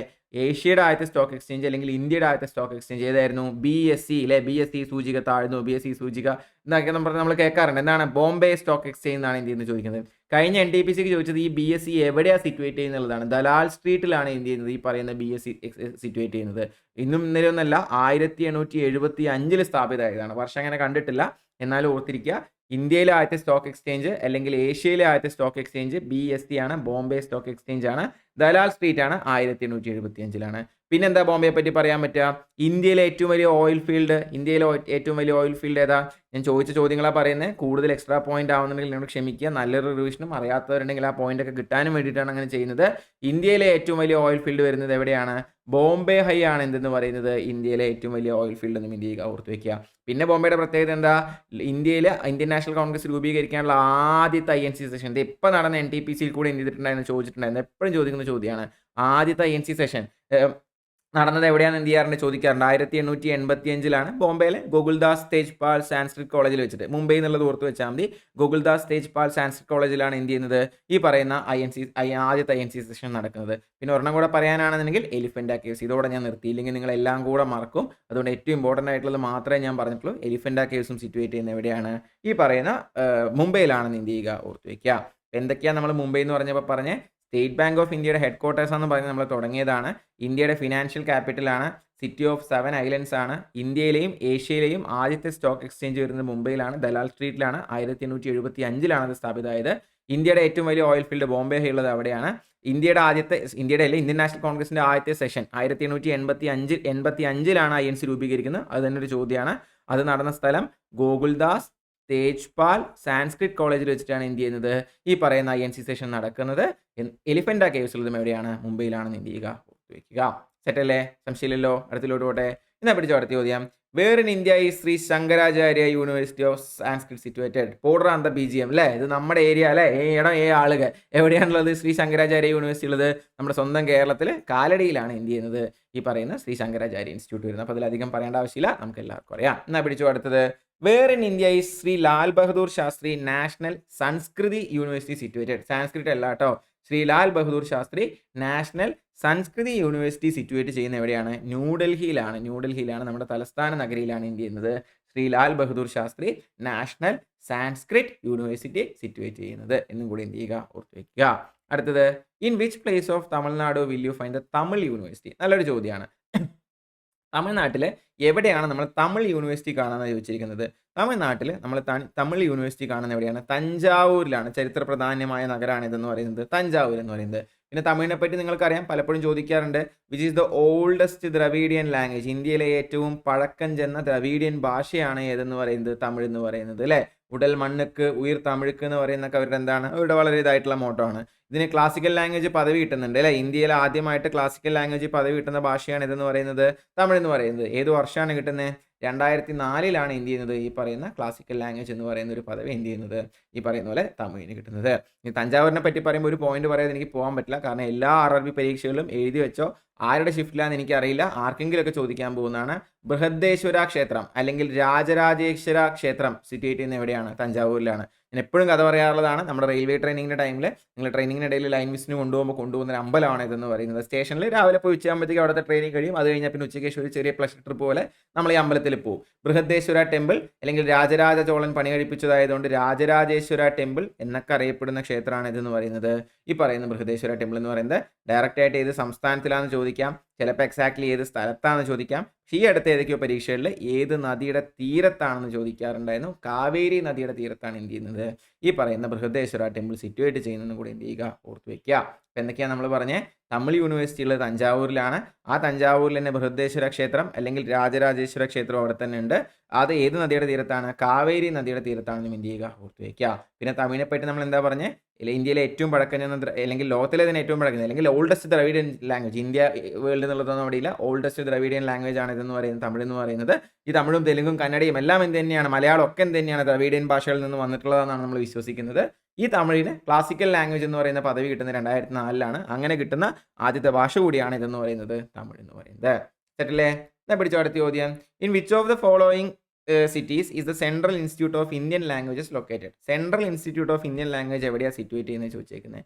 Central institute of Indian language situate ചെയ്യുന്നത് മൈസൂരിലാണ്. Central institute of Indian language again കണ്ടിട്ടുള്ളതല്ല, ഒരുപക്ഷെ എനിക്കൊന്ന് PSC ഒക്കെ ചോദിക്കുന്നുണ്ടാവും. SSC RRBക്ക് അങ്ങനെ എന്ത് ചെയ്തിട്ടില്ല, കണ്ടിട്ടില്ല. മൈസൂരിലാണുള്ളത്. മൈസൂരിന് ഒരു വലിയൊരു വിശേഷണം എന്താണ്? സാൻഡൽവുഡ് സിറ്റി ഓഫ് ഇന്ത്യ അല്ലെ, ഇന്ത്യയുടെ ചന്ദനമര നഗരം എന്നാണ് എന്ത് ചെയ്യുന്നത്, ഈ പറയുന്ന പോലെ മൈസൂർ അറിയപ്പെടുന്നത്. സാൻഡൽവുഡ് സിറ്റി ഓഫ് ഇന്ത്യ എന്നറിയപ്പെടുന്ന ഏതാണ്? മൈസൂരാണ്. അതുപോലെ മൈസൂർ എക്സ്പ്രസ് എന്നറിയപ്പെടുന്ന കളിക്കാരൻ ആരാണ്? മൈസൂർ എക്സ്പ്രസ് എന്നറിയപ്പെടുന്ന പഴയ ഇന്ത്യയുടെ ഫാസ്റ്റ് ബോളർ ആയിരുന്ന ജവഗൽ ശ്രീനാഥ് ആണ് ഇതെന്ന് പറയുന്നത്. ഈ പറയുന്ന പോലെ മൈസൂർ എക്സ്പ്രസ് എന്നറിയപ്പെടുന്ന പ്ലെയർ എന്ന് കൂടി ഇന്ത്യക്ക് ഓർത്തിരിക്കുക. ജവഗൽ ശ്രീനാഥ് സ്പെല്ലിംഗ് അങ്ങനെ തന്നെയാണെന്ന് എനിക്കറിയില്ല, പക്ഷേ ആ പഴയ ഫാസ്റ്റ് ബോളറെ കുറച്ച് പേർക്കെങ്കിലും അറിയുന്നുണ്ടാവും. ജവഗൽ ശ്രീനാഥ് ആണ് ഇന്ത്യയിൽ നിന്ന് മൈസൂർ എക്സ്പ്രസ് എന്നറിയപ്പെടുന്നത് അല്ലേ. റാവൽപിണ്ടി എക്സ്പ്രസ് എന്നുള്ളത് ഷൊയ്ബ് അക്തർ ആണ്. ഹരിയാന ഹറിക്കെ എന്നറിയപ്പെടുന്നത് കപിൽ ദേവ് ആണ്. അങ്ങനെ ഓരോരുത്തർക്കും എന്തുണ്ട്, ഓരോ പേരുകളുണ്ട് അല്ലേ. അതുകൂടെ എന്ത് ചെയ്യുക, നോക്കുക. അപ്പോൾ Mysore sandalwood city of India ആണ്. ജവഗൽ ശ്രീനാഥ് എങ്ങനെ അറിയപ്പെടുന്നു? മൈസൂർ എക്സ്പ്രസ് എന്നും അറിയപ്പെടുന്നു. അടുത്ത്, were is India's first ever waste electronic waste clinic setup? നമ്മളിപ്പോൾ ഏറ്റവും വലിയ നേരിടുന്ന ഭീഷണികളിൽ ഒന്നാണ് ഈ പറയുന്ന ഇലക്ട്രോണിക് വേസ്റ്റ് അല്ലെങ്കിൽ ഇലക്ട്രോണിക് ജങ്ക് എന്ന് പറയുന്നത് അല്ലേ. അതന്നെ ഒരു ചോദ്യമായിട്ട് ചോദിക്കാറുണ്ട്, ഇത്തരത്തിലുള്ള വേസ്റ്റിനെ ഏത് പേരിലാണ് വിളിക്കുക? എനിക്കൊന്ന് കഴിഞ്ഞതിന് മുമ്പത്തെ NTPCയിൽ ഉണ്ടായിരുന്ന ഒരു ചോദ്യമാണ്. വേസ്റ്റ് എന്ന് നമ്മൾ വിളിക്കുന്നത് ഈ പറയുന്ന കമ്പ്യൂട്ടറിൻ്റെയും ഇലക്ട്രോണിക്സിൻ്റെയും മൊബൈൽസിൻ്റെയും ഒക്കെ വേസ്റ്റിനെയാണ് നമ്മൾ എന്ത് പറയുന്നത്? വേസ്റ്റ് എന്ന് വിളിക്കുന്നത്. ഇത് ട്രീറ്റ് ചെയ്യാനായിട്ട് ഒരു ക്ലിനിക്ക് എവിടെയാണ് നമ്മൾ സെറ്റ് ചെയ്തതെന്ന് ചോദിച്ചിരിക്കുന്നത്. ഇന്ത്യയിലെ ആദ്യത്തെ വേസ്റ്റ് ക്ലിനിക്ക് നമ്മൾ സെറ്റ് ചെയ്തിരിക്കുന്നത് ഭോപ്പാലിലാണ്. മധ്യപ്രദേശിൻ്റെ തലസ്ഥാന നഗരമായിട്ടുള്ള ഭോപ്പാലിലാണ് എന്ത് ചെയ്യുന്നത്, നമ്മൾ വേസ്റ്റ് എന്ന് പറയുന്ന ക്ലിനിക്ക് എന്ത് ചെയ്തിരിക്കുന്നത്, സെറ്റപ്പ് ചെയ്തിരിക്കുന്നത്. ഈ പറയുന്ന പോലെ ഭോപ്പാലിൽ വേറെയും 1-2 പരിപാടികളുണ്ട്. Indian institute of forest management, Indian institute of forest management. Again ഇങ്ങനെ ഇത്രയും ചോദ്യങ്ങൾ പൊതുവേ അങ്ങനെ RRB SSCക്ക് ഈ ഒരു ടൈപ്പ് ഇങ്ങനെ കാണാറില്ല. ഉണ്ടാവാറുണ്ട്, ഇല്ല എന്നല്ല ഞാൻ പറയുന്നത്, പക്ഷെ അപൂർവമായിട്ട് ഉണ്ടാവാറുള്ളൂ. ഇതൊക്കെ ഒരു കേരള PSCയുടെ ഏരിയ ആണ്. എന്നിരിക്കലും ഗ്രൂപ്പ് ഡിക്ക് പിന്നെയും എന്ത് ചെയ്യാറുണ്ട്, കുറച്ചും കൂടെ ചോദ്യങ്ങൾ ഈ ഭാഗത്തു നിന്നൊക്കെ ഉണ്ടാവാറുണ്ട്. അതുകൊണ്ടാണ് ഞാനിത് പറയുന്നത്. Indian institute of forest management, അതുപോലെ തന്നെ Indian institute of soil science എന്നിങ്ങനെ രണ്ടും സിറ്റുവേറ്റ് ചെയ്യുന്ന എവിടെയാണ്? ഭോപ്പാലിലാണെന്നും കൂടി എന്ത് ചെയ്യുക, ഓർത്ത് വയ്ക്കുക. അപ്പോൾ വേസ്റ്റിന് ഇലക്ട്രോണിക് വേസ്റ്റിന് ഒരു ക്ലിനിക്ക് ഇന്ത്യയിൽ ആദ്യമായി സെറ്റപ്പ് ചെയ്തത് ഭോപ്പാലിലാണ്. ഇന്ത്യൻ ഇൻസ്റ്റിറ്റ്യൂട്ട് ഓഫ് ഫോറസ്റ്റ് മാനേജ്മെന്റും ഇന്ത്യൻ ഇൻസ്റ്റിറ്റ്യൂട്ട് ഓഫ് സോയിൽ സയൻസും വരുന്നതും എവിടെ തന്നെയാണ്? ഈ പറയുന്ന ഇതേ ഭോപ്പാലാണ് എന്ത് ചെയ്യുക? മനസ്സിലാക്കി വെക്കുക. അടുത്തതിലോട്ട് പോട്ടെ. എന്താ പിടിച്ചോ അടുത്തത്? In which year was the Mahatma Gandhi national rural employment guarantee act, അല്ലെ മാഗൻ രേഖ എന്നൊക്കെ നമ്മൾ ചുരുക്കി വിളിക്കും. അത് ഏത് വർഷമാണ് രൂപീകരിച്ചത് എന്നാണ് ചോദിച്ചിരിക്കുന്നത്. മാഗൻ രേഖ രൂപീകരിക്കുന്നത് 2005 എല്ലാവർക്കും എന്താ പറയുക, ആരോഗ്യമുള്ള അൺസ്കിൽഡ് ആയിട്ടുള്ള മാനുവൽ വർക്ക് ചെയ്യാൻ താല്പര്യമുള്ള എല്ലാവർക്കും 100 ദിവസത്തേക്കെങ്കിലും വർക്ക് ഗ്യാരണ്ടി ചെയ്യുന്ന പരിപാടിയാണ്. അത് ഏത് വർഷമാണ്? 2005 ഇത് സ്ഥാപിക്കപ്പെടുന്നത്. അതേപോലെ ഉണ്ടായിരുന്നു പ്രൈം മിനിസ്റ്റർ റോസ്ഗർ യോജന. അത് മാറ്റിയിട്ടാണ് എന്ത് ചെയ്യുന്നത്? ഈ പറയുന്ന മാഗൻ രേഖ വരുന്നത് അല്ലേ. ഈ prime minister Rozgar Yojana start ചെയ്യുന്ന ഏത് വർഷത്തിലാണ്? 93 രണ്ടും നോട്ട് ചെയ്തോ, ഇനി ചോദിക്കാൻ സാധ്യതയുള്ളതാണ്. Prime minister Rozgar Yojana PMRY, prime minister Rozgar Yojana ചോദിച്ചു കഴിഞ്ഞാൽ 1993 അതേസമയം മാഗൻ രേഖ Mahatma Gandhi national rural employment guarantee act ചോദിച്ചു കഴിഞ്ഞാൽ അത് 2005 എന്ത് ചെയ്യുക? ഓർത്ത് വയ്ക്കുക. സെറ്റല്ലേ? എന്നാ പിടിച്ച അടുത്ത ചോദ്യം. Which Indian state was the first to make roof top rain water harvesting structure mandatory for all homes? എല്ലാ വീടുകളിലും റൂഫ് ടോപ്പിൽ റെയിൻ വാട്ടർ ഹാർവെസ്റ്റ് ചെയ്യണം എന്നുള്ളത് മാൻഡേറ്ററി ആക്കിയ സംസ്ഥാനം ഏതാണ്? വെള്ളത്തിന്റെ വില അറിയുന്നവനെ അങ്ങനെ ചെയ്യുള്ളൂ അല്ലേ. വെള്ളത്തിന്റെ വില അറിയുന്ന, ഏറ്റവും നമുക്കും നന്നായിട്ട് അറിയുന്ന അല്ലേ, ഐ മീൻ വെള്ളത്തിന്റെ വിലയല്ല, അവർക്കത് ബുദ്ധിമുട്ടാണ്, നമുക്കും അറിയുന്ന സംസ്ഥാനമാണ് ഇതെന്ന് പറയുന്നത് തമിഴ്നാട് എന്ന് പറയുന്നത്. അപ്പോൾ roof top rain water harvesting structure mandatory ആക്കിയ ഇന്ത്യൻ സംസ്ഥാനമാണ് ഏതെന്ന് പറയുന്നത്? ഈ പറയുന്ന തമിഴ്നാട് എന്ന് പറയുന്നത്. എനിക്കൊക്കെ ഈ ചോദ്യങ്ങളൊക്കെ പഠിപ്പിക്കുമ്പോഴേ ഇതെല്ലാം ഒരു PSC മാനുള്ള ചോദ്യങ്ങളാണ്, ഇതൊരു SSC RRB വൈബുള്ള ചോദ്യങ്ങളല്ല. പക്ഷേ ഇതൊക്കെയാണ് ചോദിച്ചിരിക്കുന്നത്. പിന്നെ ഭയങ്കര ബേസിക് ചോദ്യങ്ങളുണ്ട്, അത് ഞാൻ പൊതുവെ അങ്ങനെ എല്ലാം സെലക്ട് ചെയ്തിട്ടില്ല. കാരണം ഇത് ഞാൻ എല്ലാ ചോദ്യങ്ങളും, ഇന്ത്യ ഫാക്സ് നല്ലോണം ചോദ്യങ്ങളുണ്ട്, ഞാൻ കുറച്ച് ചോദ്യങ്ങളാണ് ഹാൻഡ് പിക്ക് ചെയ്തിട്ട് ചോദിക്കുന്നത്. അപ്പോൾ ഏറ്റവും ഈസി ആയിട്ടുള്ള ഞാൻ കുറച്ച് ഒഴിവാക്കിയിട്ടുണ്ട്. അത് നമ്മുടെ ക്ലാസ്സിലായാലും ഈ പറഞ്ഞ പോലെ മുൻപുള്ള PVK സെഷൻസിലായാലും ചോദിച്ചിട്ടുണ്ട്. അപ്പോൾ വീണ്ടും അത് തന്നെ ചെയ്യേണ്ടല്ലോ എന്ന് വെച്ചിട്ടാണ് ഒരു ഇച്ചിരി എന്താ പറയുക, പുറത്തുനിന്ന് വന്നിട്ടുള്ള ചോദ്യങ്ങളും സ്ഥിരം പാറ്റേൺ അല്ലാത്ത ചോദ്യങ്ങളും ഞാൻ എന്ത് ചെയ്തിട്ടുണ്ട്? മാക്സിമം ഇതിൽ പെറുക്കിയിട്ടുണ്ട്. അറ്റ് ദ സെയിം ടൈം സ്ഥിരം ചോദ്യങ്ങൾ എന്ത് ചെയ്യുന്നുണ്ട്? നമ്മൾ പറഞ്ഞു പോകുന്നുണ്ട്. അപ്പോൾ roof top rain water harvesting structure mandatory ആക്കിയത് എവിടെയാണ്? തമിഴ്നാട്ടിലാണ്. ഓർത്ത് വയ്ക്കുക. എന്നാ പിടിച്ചോ അടുത്തത്. നാഷണൽ വിമൻസ് ഡേ ഈ celebrated on which date in India? ഇന്ത്യയിലെ ഏത് ദിവസമാണ് നമ്മൾ ദേശീയ വനിതാ ദിനമായിട്ട് ആചരിക്കുന്നത് എന്നാണ് ഇന്ത്യയിരിക്കുന്നത് ചോദിച്ചിരിക്കുന്നത്. ഇന്ത്യയിൽ നമ്മൾ ദേശീയ വനിതാ ദിനമായിട്ട് ആചരിക്കുന്നത് എന്നാണ്? ഓപ്ഷൻ തന്നില്ല അല്ലെ. ഓപ്ഷൻ തരാം. 13 ഫെബ്രുവരിയാണ് എന്ത് ചെയ്യുന്നത്? ഇന്ത്യയിൽ നമ്മൾ ദേശീയ വനിതാ ദിനമായിട്ട് ആചരിക്കുന്നത്. ഏതോ ഒരു വർഷം ഞാൻ ചോദ്യം കണ്ടിട്ടുണ്ട്, ആരുടെ പിറന്നാളാണ് നമ്മൾ ഇന്ത്യയിൽ ദേശീയ വനിതാ ദിനമായിട്ട് ആചരിക്കുന്നുള്ളത്? ഇന്ത്യയിൽ നമ്മൾ ദേശീയ വനിതാ ദിനമായിട്ട് ആചരിക്കുന്നത് ഇന്ത്യയുടെ വാനമ്പാടി എന്നറിയപ്പെടുന്ന സരോജിനി നായിഡുവിൻ്റെ ജന്മദിനമാണ്. സരോജിനി നായിഡുവിൻ്റെ വിശേഷണമാണ് എന്തെന്ന് പറയുന്നത്? നൈറ്റിംഗേൽ ഓഫ് ഇന്ത്യ, അല്ലെങ്കിൽ ഇന്ത്യയുടെ വാനമ്പാടി എന്നുള്ളത്. ഇവരുടെ പിറന്നാളാണ് എന്ത് ചെയ്യുന്നത്? നമ്മൾ ഇന്ത്യയുടെ ദേശീയ വനിതാ ദിനമായിട്ട് ആചരിക്കുന്നത്. അതേസമയം ലോക വനിതാ ദിനം എന്നാണ് എല്ലാവർക്കും അറിയാം. ലോക വനിതാ ദിനം നമ്മൾ ആചരിക്കുന്നത് മാർച്ച് 8 മാർച്ച് 8 നമ്മൾ എന്തായിട്ട് ആചരിക്കുന്നത്? ലോക വനിതാ ദിനമായിട്ട് ആചരിക്കുന്നത്. അപ്പോൾ വേൾഡ് വിമൻസ് ഡേ ചോദിച്ചാൽ മാർച്ച് 8 നാഷണൽ വിമൻസ് ഡേ ചോദിച്ചാലാണ് എന്ത് വരുന്നത്? 13 ഫെബ്രുവരിയും വരുന്നത്. അത് സരോജിനി നായിഡുവിൻ്റെ പിറന്നാളാണ്. സരോജിനി നായിഡു ഇന്ത്യയുടെ വാനമ്പാടി എന്നും അറിയപ്പെടുന്നു. അടുത്തിലോട്ട് പോട്ടെ. എന്നാ പിടിച്ചോ അടുത്ത ചോദ്യം. ഉത്കല ദിവസ is celebrated on 1 April in the state of. ഇത് ഈ പറയുന്ന പോലെ ഉത്കല ദിവസം എന്നാണോ ഏതാണോ ഒന്നും അറിയണ്ട. ഉത്കല എന്ന് പറയുന്നത് ഏത് സംസ്ഥാനത്തിൻ്റെ അല്ലെങ്കിൽ ഏത് ഭാഗത്തിൻ്റെ പഴയ പേരാണെന്ന് മാത്രം അറിഞ്ഞാൽ മതി. ഇന്ത്യ ഫാക്സ് പഠിക്കുമ്പോൾ ഞാൻ ഇതെല്ലാം കറക്റ്റായിട്ട് നിങ്ങളെ പഠിപ്പിച്ചിട്ടുണ്ട്. നമ്മുടെ സ്ട്രാറ്റജി കോഴ്സിൽ ഇതെല്ലാം എന്താണ്, ഇതിൻ്റെ എല്ലാം അവൈലബിൾ ആണ്, ക്ലാസ്സുകളെല്ലാം അവൈലബിൾ ആണ്. അപ്പോൾ ഉത്കല ദിവസ ഞാൻ പറയാറുണ്ട്, ഞാൻ മറ്റേ ജനഗണമന മാടിയിട്ടാണ് പറയാറുള്ളത് അല്ലേ. പഞ്ചാബ് സിന്ധു ഗുജറാത്ത് മറാഠ, പഞ്ചാബ് സിന്ധു ഗുജറാത്ത് മറാഠ, ദ്രാവിഡ നമ്മൾ താഴെ, ഉത്കല ബംഗ എന്നാണ് അല്ലേ. ബംഗ എന്ന് വെച്ചാൽ ബംഗാൾ ഏരിയ. അതിൽ ഉത്കല എന്താ? ഉത്കല എന്ന് പറയുന്നത് ഒഡീഷയാണ് മക്കളെ. പഞ്ചാബ് സിന്ധു ഗുജറാത്ത് മറാത്ത ദ്രാവിഡ ഉത്കല ബംഗ. ഉത്കല എന്നുള്ളത് ഒഡീഷയുടെ പഴയ പേരാണ്. നമ്മുടെ കലിംഗ യുദ്ധമൊക്കെ നിങ്ങൾക്ക് അറിയുന്നുണ്ടാവും. ഈ കലിംഗയും എന്ത് തന്നെയാണ്? ഈ പറയുന്ന പോലെ ഒഡീഷ റീജൻ. പണ്ട് അശോകന്റെ കലിംഗ യുദ്ധമൊക്കെ കേട്ടിട്ടില്ലേ? അതും എന്ത് തന്നെയാണ്? ഈ പറയുന്ന ഒഡീഷയുടെ പഴയ പേരാണ്. ഇനി എപ്പോഴും ചോദിക്കാറുള്ള 2 അമ്പലങ്ങളുണ്ട് നമ്മുടെ ഒഡീഷയിൽ. ഒന്നാണ് കൊണാർക്കിലെ സൂര്യക്ഷേത്രം, കൊണാർക്ക് സൺ ടെമ്പിൾ, കൊണാർക്ക് സൂര്യക്ഷേത്രം. ഈ കൊണാർക്ക് സൂര്യക്ഷേത്രത്തിൻ്റെ ഒരു പ്രത്യേകതയുണ്ട്. ഇതാണ് നമ്മുടെ പുതിയ 10 രൂപയുടെ നോട്ടിലെ മോട്ടിഫായിട്ട് വന്നേക്കുന്നത്. മോട്ടിഫ് എന്ന് വെച്ച് കഴിഞ്ഞാൽ അതിൻ്റെ ബാക്കിലെ ചിത്രം, ഓരോ നോട്ടിന് പുറകിലെ ചിത്രം ഉണ്ടല്ലോ. 10 രൂപയുടെ നോട്ടിന് പുറകിലുള്ള ചിത്രം കൊണാർക്കിലെ സൂര്യക്ഷേത്രമാണ്. അത് ഒഡീഷയിലാണുള്ളത്. ഇതിൻ്റെ വിളിപ്പേരാണ് ബ്ലാക്ക് പഗോഡ എന്ന് പറയുന്നത്. എന്താണ്? ബ്ലാക്ക് പഗോഡ എന്ന് വിളിപ്പേരുള്ള കൊണാർക്കിലെ സൂര്യക്ഷേത്രം 10 രൂപയുടെ നോട്ടിലെ മോട്ടിഫാണ് ബ്ലാക്ക് പഗോഡ എന്ന് വിളിക്കുന്നു. ഇത് പണിയെടുപ്പിച്ചത് ആരാന്ന് പലപ്പോഴും ചോദിക്കാറുണ്ട്. നരസിംഹദേവൻ 1 ആണ് എന്ത് ചെയ്യുന്നത്? ഈ പറയുന്നത് പോലെ കൊണാർക്കിലെ സൂര്യക്ഷേത്രം എന്ത് ചെയ്യുന്നത്? പണിയെടുപ്പിക്കുന്നത്. ഇത് മാത്രമല്ല, ഇതേ ഒഡീഷയിൽ തന്നെയാണ് വൈറ്റ് പഗോഡ ഉള്ളത്. വൈറ്റ് പഗോഡ എന്ന വിളിപ്പേരിലുള്ള ബ്ലാക്ക് പഗോഡ ചോദിച്ചാലും വൈറ്റ് പഗോഡ ചോദിച്ചാലും പഗോഡ അല്ല കേട്ടോ, പഗോഡ ചോദിച്ചാലും എവിടെയാണുള്ളത്? ഈ പറയുന്ന ഒഡീഷയിലാണ്. വൈറ്റ് പഗോഡ ഉള്ളത് എവിടെയാണ്? വൈറ്റ് പഗോഡ ഉള്ളതും ഒഡീഷയിലാണ്. അതിൻ്റെ പേരെന്താണ്? ജഗന്നാഥ ക്ഷേത്രം. ഇതാണ് കുറച്ചും കൂടെ ഫേമസ് ആയിട്ടുള്ള ജഗന്നാഥ ടെമ്പിൾ. പലപ്പോഴും ഇത് സംസ്ഥാനമല്ല, സ്പെസിഫിക് ആയിട്ട് സ്ഥലത്താണ് ചോദിക്കേണ്ടത്. പുരിയിലാണ് എന്ത് ചെയ്യുന്നത്? ഈ പറയുന്ന ജഗന്നാഥ ടെമ്പിൾ വരുന്നത്. ഇതാണ് വൈറ്റ് പഗോഡ എന്നറിയപ്പെടുന്നത്. ഇത് ഞാൻ ഈ പറഞ്ഞ പോലെ പലപ്പോഴും ബ്ലാക്ക് പഗോഡ എന്നറിയപ്പെടുന്ന ക്ഷേത്രം ഏതാണ്, വൈറ്റ് പഗോഡ എന്നറിയപ്പെടുന്ന ക്ഷേത്രം ഏതാണെന്നൊക്കെ പറഞ്ഞ് ചോദിക്കാറുണ്ട്. അപ്പോഴും എന്ത് ചെയ്യണം? പറയാൻ പറ്റണം. അപ്പം നമ്മൾ പറഞ്ഞത് ഉത്കല ദിവസ അല്ലെ. ഉത്കല എന്ന് പറയുന്നത് ഒഡീഷയുടെ പഴയ പേരാണ്. കലിംഗയും ഒഡീഷയുടെ പഴയ പേരാണ്. കൊണാർക്കിലെ സൂര്യക്ഷേത്രമായാലും ജഗന്നാഥ ക്ഷേത്രമായാലും ഈ പറയുന്ന ഒഡീഷയിലാണുള്ളത്. കൊണാർക്കിലെ സൂര്യക്ഷേത്രം ബ്ലാക്ക് പഗോഡ എന്നും ജഗന്നാഥ ക്ഷേത്രം വൈറ്റ് പഗോഡ എന്നും അറിയപ്പെടുന്നു. ബ്ലാക്ക് പഗോഡ പണിയെടുപ്പിച്ച നരസിംഹദേവൻ ഒന്നാമനാണ്. ഈ ബ്ലാക്ക് പഗോഡ എന്നറിയപ്പെടുന്ന കൊണാർക്കിലെ സൂര്യക്ഷേത്രമാണ് എവിടെ വരുന്നത്? 10 രൂപയുടെ നോട്ടിൽ വരുന്നത് ഓർത്ത് വയ്ക്കുക. സെറ്റല്ലേ? സംശയമില്ലല്ലോ. അടുത്തിലോട്ട് പോട്ടെ. അടുത്ത ചോദ്യം, on which national festival is the national flag of India hoisted by the prime minister at the red fort in old Delhi? ഡൽഹിയിലെ ചെങ്കോട്ടയിൽ നമ്മുടെ പ്രധാനമന്ത്രി ദേശീയ പതാക ഹോയിസ്റ്റ് ചെയ്യുന്നത് ഏത് ദിവസമാണ്, അല്ലെങ്കിൽ ഏത് നാഷണൽ ഫെസ്റ്റിവലിൻ്റെ ദിവസമാണ് അത് ഹോയിസ്റ്റ് ചെയ്യുന്നത് എന്നാണ് എന്ത് ചെയ്തിരിക്കുന്നത്? നമ്മളോട് ചോദിച്ചിരിക്കുന്നത്. മക്കളെ, നമ്മൾ ഓപ്ഷൻ നോക്കുമ്പോൾ റിപ്പബ്ലിക് ഡേ ഉണ്ട്, ഇൻഡിപെൻഡൻസ് ഡേ ഉണ്ട്, ഗാന്ധി ജയന്തി ഉണ്ട്, നാഷണൽ കോൺസ്റ്റിറ്റ്യൂഷൻ ഡേ ഉണ്ട്. നമുക്കറിയാം അത് എന്തായാലും എന്തല്ല, ഗാന്ധി ജയന്തി അല്ല, നാഷണൽ കോൺസ്റ്റിറ്റ്യൂഷൻ ഡേയും അല്ല. നമ്മൾ ഒരു പെട്ടെന്ന് ആലോചിക്കാൻ നമ്മൾ വിചാരിക്കുന്നത് രണ്ട് ശരിയുത്തരല്ലേ. റിപ്പബ്ലിക് ഡേക്ക് നമ്മൾ റെഡ് ഫോർട്ടിൽ ഫ്ലാഗ് ഹോയിസ്റ്റ് ചെയ്യാറുണ്ട്, ഇൻഡിപെൻഡൻസ് ഡേക്ക് നമ്മൾ എന്ത് ചെയ്യാറുണ്ട്? ഫ്ലാഗ് ഹോയിസ്റ്റ് ചെയ്യാറുണ്ടെന്നാണ് എന്ത് ചെയ്യുക നമ്മൾ വിചാരിക്കുക. പക്ഷേ എനിക്കും ഇതൊരു പുതിയ അറിവായിരുന്നു. കാരണം രണ്ടിലും റെഡ് ഫോർട്ട് തന്നെയാണ് പതാക ഉയർത്തൽ എന്ന് പറഞ്ഞാൽ നമ്മൾ എന്ത് ചെയ്യാറുള്ളത്, നമ്മൾ കാണാറുള്ളത്. പക്ഷേ ഞാൻ അതിൻ്റെ ഡീറ്റെയിൽസ് നോക്കിയപ്പോഴാണ് റിപ്പബ്ലിക് ഡേക്കുള്ള പതാകയ്ക്കും ഇൻഡിപെൻഡൻസ് ഡേക്കുള്ള പതാകയിലും ചെറിയൊരു വ്യത്യാസമുണ്ട്. അതായത് റിപ്പബ്ലിക് ഡേയിലെ പതാകയെ നമ്മൾ ഹോയിസ്റ്റ് ചെയ്യാന്നല്ല പറയുക, അൺഫേൾ ചെയ്യാന്ന് പറയുക. അതായത് റിപ്പബ്ലിക് ഡേക്ക് നമ്മുടെ ദേശീയ പതാക മേലെ എന്ത് ചെയ്തിട്ടുണ്ടാവും? കെട്ടി വെച്ചിട്ടുണ്ടാവും. ആ സാധനം നമ്മുടെ ഈ പറയുന്ന പോലെ പതാക ഉയർത്തുകൾ കണ്ടാവല്ലോ, അതിങ്ങനെ കുടഞ്ഞ് തുറക്കുമ്പോൾ അതിനകത്ത് നമ്മുടെ പൂക്കളും കാര്യങ്ങളും എല്ലാം എന്ത് ചെയ്യുക? ചെതറുകയാണ് ചെയ്യുക. അതായത് അത് ആ കോൺസ്റ്റിറ്റ്യൂഷനോടുള്ള ഭരണഘടനയെ നമ്മൾ ബഹുമാനിക്കുന്ന രീതിയിലാണ് അത്ര എന്ത് ചെയ്തിരിക്കുന്നത്? അങ്ങനെ റെപ്രസെന്റ് ചെയ്ത് വെച്ചിരിക്കുന്നത്. അതേസമയം ഇൻഡിപെൻഡൻസ് ഡേക്കാണ് എന്ത് ചെയ്യുന്നത്? നമ്മൾ ഈ ഫ്ലാഗ് ഹോയിസ്റ്റിംഗ് എന്ന് പറയുന്ന പരിപാടി. ഫ്ലാഗ് ഹോയിസ്റ്റിംഗ് എന്ന് പറയുമ്പോൾ എന്താ? ഫ്ലാഗ് ഉള്ളത് താഴെ ആയിരിക്കും അല്ലേ? ആ ഫ്ലാഗ് പോളിൽ താഴെ ആയിരിക്കും. അവിടെ നമ്മൾ പതുക്കെ കയറിൽ വലിച്ച് ഈ ഫ്ലാഗ് മേലോട്ട് കയറ്റി എന്നിട്ടാണ് നമ്മളത് എന്ത് ചെയ്യുന്നത്? അൺഫേൾ ചെയ്യുന്നത്. അപ്പോൾ ഒരു എന്താ പറയുക, ഒരു കുരുട്ട് ക്വസ്റ്റ്യൻ എന്നൊക്കെ നമുക്ക് വേണമെങ്കിൽ ഇതിന് വിളിക്കാൻ പറ്റുന്ന, ഒരു അക്ഷരം തെറ്റാതെ കുരുട്ട് ക്വസ്റ്റ്യൻ എന്ന് വിളിക്കാൻ പറ്റുന്ന ഒരു ചോദ്യമാണത്. കാരണം നമുക്കറിയാം റിപ്പബ്ലിക് ഡേ ആയാലും ഇൻഡിപെൻഡൻസ് ഡേ ആയാലും റെഡ് ഫോർട്ടിലാണ് ഈ പറഞ്ഞ പരിപാടി നടക്കുന്നത്. ഒരിടത്ത് നടക്കുന്നത് റിപ്പബ്ലിക് ഡേക്ക് നടക്കുന്നത് ഞാൻ പറഞ്ഞതുപോലെ ഓൾറെഡി ഫ്ലാഗ് മേലെയുണ്ട്, അത് അൺഫേൾ ചെയ്യുന്നു. ഇൻഡിപെൻഡൻസ് ഡേക്ക് നമ്മൾ എന്ത് ചെയ്യുന്നു?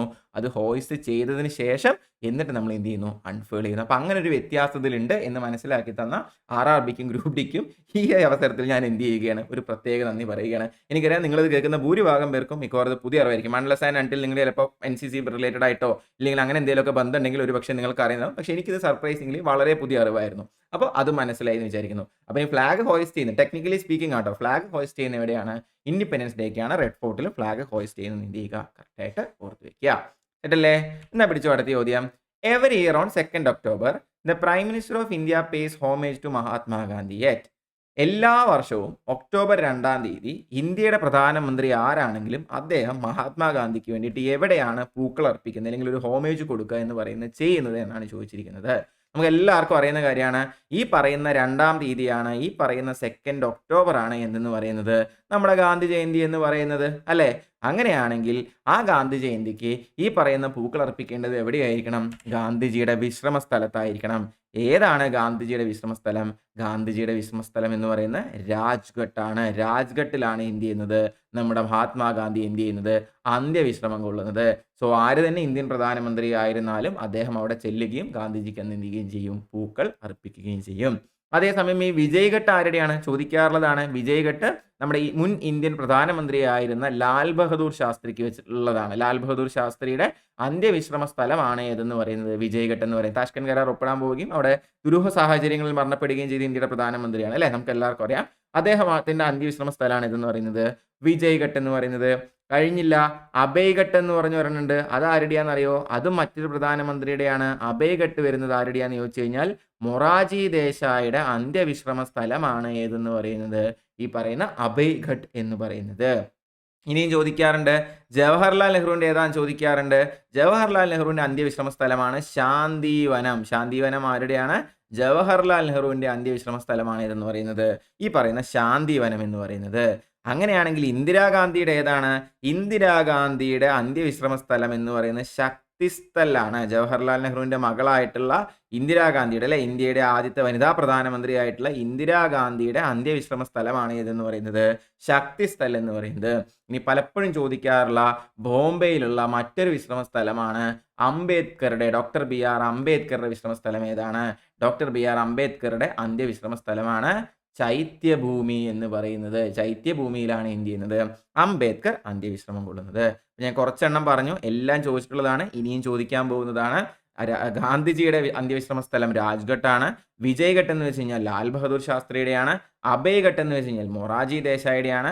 ശാന്തിവനം ജവഹർലാൽ നെഹ്റുവിൻ്റെയാണ്. ശക്തിസ്ഥലം ഇന്ദിരാഗാന്ധിയുടെ ആണ്. And last but not the least, very important, Ambedkar ആരുടെയാണ്? സോറി, അംബേദ്കർ അല്ല, ചൈത്യഭൂമി ആരുടെയാണ്? അംബേദ്കറുടെ ആണെന്നും ഡോക്ടർ ബി ആർ അംബേദ്കറുടെ ആണെന്നും എന്ത് ചെയ്യുക? ഓർത്തു വയ്ക്കുക. സെറ്റല്ലേ? എന്നാ പിടിച്ചോ അടുത്തത്.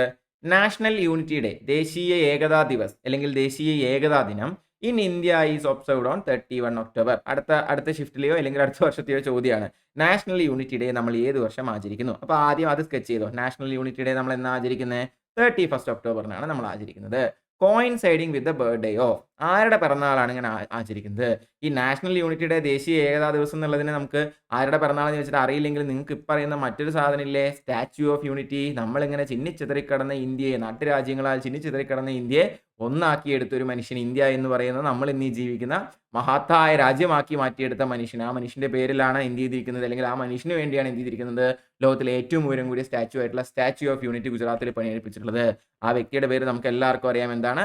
സർദാർ വല്ലഭായ് പട്ടേൽ എന്നാണ്, അല്ലെ? ഇന്ത്യയുടെ ഉരുക്കു മനുഷ്യൻ, Bismarck of India, iron man of India എന്നൊക്കെയുള്ള വിശേഷങ്ങളുള്ള ഇന്ത്യയുടെ ആദ്യത്തെ ഡെപ്യൂട്ടി പ്രൈം മിനിസ്റ്റർ ആയിട്ടുള്ള, ഇന്ത്യയുടെ ആദ്യത്തെ ഹോം മിനിസ്റ്റർ ആയിട്ടുള്ള, അല്ലെ, നമ്മളത് ഓൾറെഡി പറയുകയും ചെയ്തു. ആ വ്യക്തിയുടെ പേരാണ് സർദാർ വല്ലഭായ് പട്ടേൽ എന്ന് പറയുന്നത്, അല്ലെ? ഇവർക്ക് വേറെ ഒരു വിളിപ്പേരുണ്ട്, ബർദോളി സത്യാഗ്രഹത്തിന്. 1928 നടന്ന ബർദോളി സത്യാഗ്രഹത്തിന് നേതൃത്വം കൊടുത്തിട്ടുള്ളത് കൊണ്ട് തന്നെ അദ്ദേഹത്തെ നമ്മൾ എങ്ങനെ ഇവിടെ വിളിക്കാറുണ്ട്? ബിസ്മാർക്ക് ഓഫ് ഇന്ത്യ, ഇന്ത്യയുടെ ഉരുക്കു മനുഷ്യൻ എന്നതുപോലെ തന്നെ ബർദോളി ഗാന്ധി എന്ന വിളിപ്പേരിൽ അറിയപ്പെടുന്നതും ആര് തന്നെയാണ്? ഈ പറയുന്ന സർദാർ വല്ലഭായ് പട്ടേൽ ആണെന്ന് എന്ത് ചെയ്യുക? ഓർത്ത് വെക്കുക. അപ്പൊ statue of unity Sardar Vallabhbhai പട്ടേലിന്റെയാണ്. നാഷണൽ യൂണിറ്റി ഡേ 31 ഒക്ടോബറിനാണ്. സർദാർ വല്ലഭായ് പട്ടേൽ തന്നെയാണ് ബർദോളി ഗാന്ധി എന്നും അതുപോലെ തന്നെ അയൺമാൻ ഓഫ് ഇന്ത്യ എന്നും ബിസ്മാർക്ക് ഓഫ് ഇന്ത്യ എന്നൊക്കെ എന്ത് ചെയ്യുന്നത്? അറിയപ്പെടുന്നത്. ഒരു ചെറിയ പോയിന്റോടെ ഞാൻ പറഞ്ഞോട്ടെ.